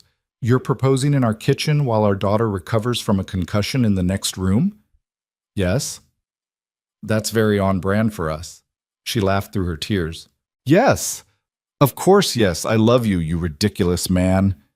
Ethan slid the ring onto her finger, and Victoria pulled him into a kiss that tasted like tears and laughter and relief and joy all mixed together. "Can I tell Mia?" Victoria asked. "Tell me what?" They turned to find Mia standing in the kitchen doorway, looking suspicious. "You're supposed to be resting," Ethan said. "You're supposed to be proposing more quietly. I could hear you from the couch." Mia looked at Victoria's hand. "Is that an engagement ring?" "It is," Victoria confirmed. "Your dad just asked me to marry him." "Finally! I was starting to think you'd never figure it out." Mia walked over, studying the ring. "It's pretty. Classier than the huge ones Amy's sister looks at on Instagram." "Thank you?" Victoria looked amused. "How do you feel about this, Mia?" "Really?" Mia considered the question with her characteristic seriousness. "I think it's good. You make Daddy happy, and he makes you happy, and you're both nice to me. Plus now I get to be a flower girl, which Amy says is the best part of weddings." "You'll be the best flower girl," Victoria promised. "I know. I'm excellent at everything." The wedding planning happened gradually over the next several months. Victoria wanted something small and meaningful, which suited Ethan perfectly. They chose a date in late September, giving them time to plan without rushing. The only complication came from an unexpected source. In July, Victoria was offered a position as editorial director at a prestigious publishing house in New York.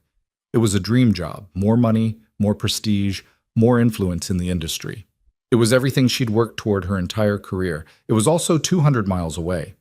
She told Ethan about the offer on a Friday evening, her voice careful and neutral. "What do you want to do?" Ethan asked. "I don't know. It's an incredible opportunity. But it would mean uprooting everything. Our life here, your job, Mia's school. So we'd move to New York." Victoria stared at him. "Just like that? You'd give up your job, move Mia away from her friends, start over in a new city?"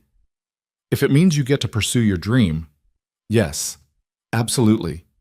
"Ethan, this is a huge decision. I know, but Victoria, you've spent months supporting my career, my choices, my needs. It's my turn to support yours. If you want this job, we'll make it work." They talked late into the night, weighing pros and cons. By morning, they'd made a decision. Victoria would take the job. They'd move to New York after the wedding, giving Mia time to finish the school year in her current district. Ethan would look for operations positions in the city. It would be hard, but they'd do it together.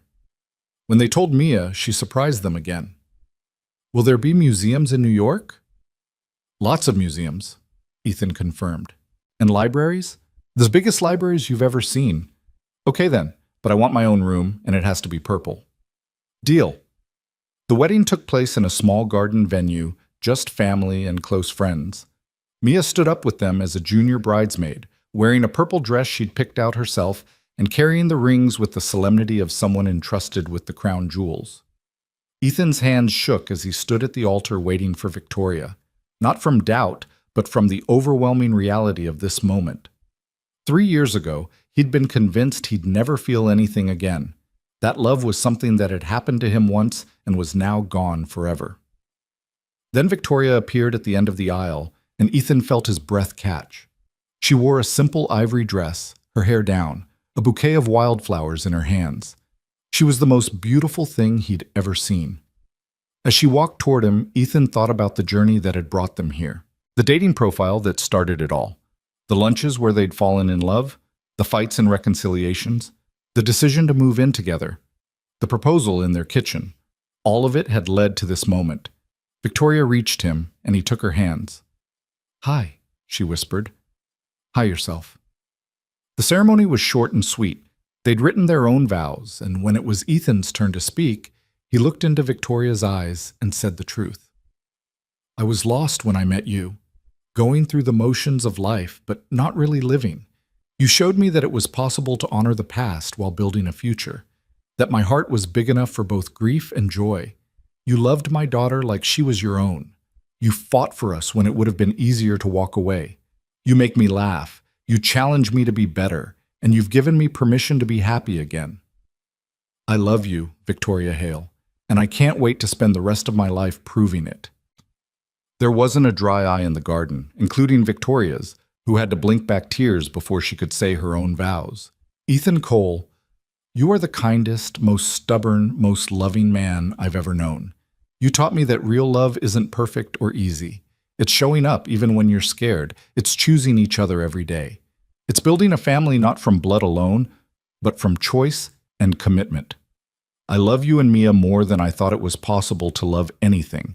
And I promise to be your partner, your support, and your pain in the neck who organizes everything for as long as we both shall live. When they kissed, Mia cheered louder than anyone, and Ethan laughed against Victoria's mouth, feeling more complete than he ever had. The reception was casual, with good food and better wine and dancing that went late into the evening. Ethan danced with Mia, who stood on his feet like she used to when she was small. "You happy, Daddy?" "The happiest." "Good, because Victoria told me we get a puppy when we move to New York." She said, "What now?" Mia grinned, unrepentant. "A puppy. She promised." Across the dance floor, Victoria caught his eye and shrugged, smiling. Ethan shook his head, laughing. This was his life now. A wife who made promises to his daughter without consulting him. A move to New York, a future full of unknowns. And he couldn't wait. The move to New York happened in October, after the wedding high had faded and reality set in. They found an apartment in Brooklyn with good schools nearby and enough space for all of Victoria's books. Ethan landed a position as director of operations at a mid-sized publisher, a step up from his previous role. Mia adjusted faster than either adult, making friends at her new school within a week and declaring New York way cooler than home, no offense. The first few months were hard. Everything was expensive, the city was loud, and Ethan sometimes felt overwhelmed by the sheer chaos of it all. But Victoria thrived in her new position, and watching her bloom into the role she was meant for made every challenge worth it. 1 year after the wedding, Ethan stood in their Brooklyn apartment looking at the photos on the wall. Sarah and Mia, frozen in time. Victoria and Mia at Mia's 10th birthday party. The three of them at the beach last summer. A whole family, built from grief and hope and choice. Mia appeared beside him, now 10 and somehow seeming older every day. Thinking about Mom? Yeah. Wondering if she'd approve of all this. Mia leaned against him. I think she would. You're happy. I'm happy. That's what she'd want. When did you get so wise? I've always been wise. You just finally started listening. Victoria came home from work, bringing the autumn cold with her, and Ethan felt that familiar warmth bloom in his chest. She kissed him in greeting, then Mia, then started telling them about her day. A difficult author, a brilliant manuscript, the office politics that never quite went away. Ethan listened, chiming in with comments, making her laugh, and realized this was it, the life he'd built. The future he'd been too afraid to imagine 3 years ago. He wasn't just surviving anymore. He was living. That night, after Mia was asleep and the city sounds drifted through their windows, Ethan and Victoria lay in bed talking about everything and nothing. Do you ever regret it? Victoria asked. Leaving your old life? Moving here? Not even once, do you? No. This, us, was worth every complication. She turned to face him. Though I reserve the right to complain about subway delays. Fair. I reserve the right to complain about pigeons. They are aggressively large here. Terrifyingly so. They laughed, and Ethan pulled her closer, breathing in the scent of her shampoo, feeling the solid reality of her beside him. 3 years ago, he'd thought his story was over, that the best chapters of his life had been written and he was just living the epilogue. But Victoria had shown him that wasn't true, that life kept going, kept surprising you, kept offering chances for new beginnings if you were brave enough to take them. He'd taken the chance. He'd chosen love over fear, hope over grief, living over merely surviving. And the best part? The story wasn't over, it was just beginning. Somewhere in the quiet darkness, Ethan thought he felt Sarah's presence, not sad or haunting, but peaceful, approving, letting go. Thank you, he whispered, to her or to the universe, or to whatever force had brought Victoria into his life. Victoria stirred. What? Nothing, just grateful. Me too. They fell asleep tangled together, and outside their window, the city that never slept kept humming along, full of stories ending and beginning and continuing, just like theirs. Years later, when people asked Ethan how he'd met his wife, he'd smile and tell them about a dating profile gone wrong and a question that changed everything. Why don't you just take me out instead? The simplest question, the bravest answer, and the beginning of a life fully lived again. The end.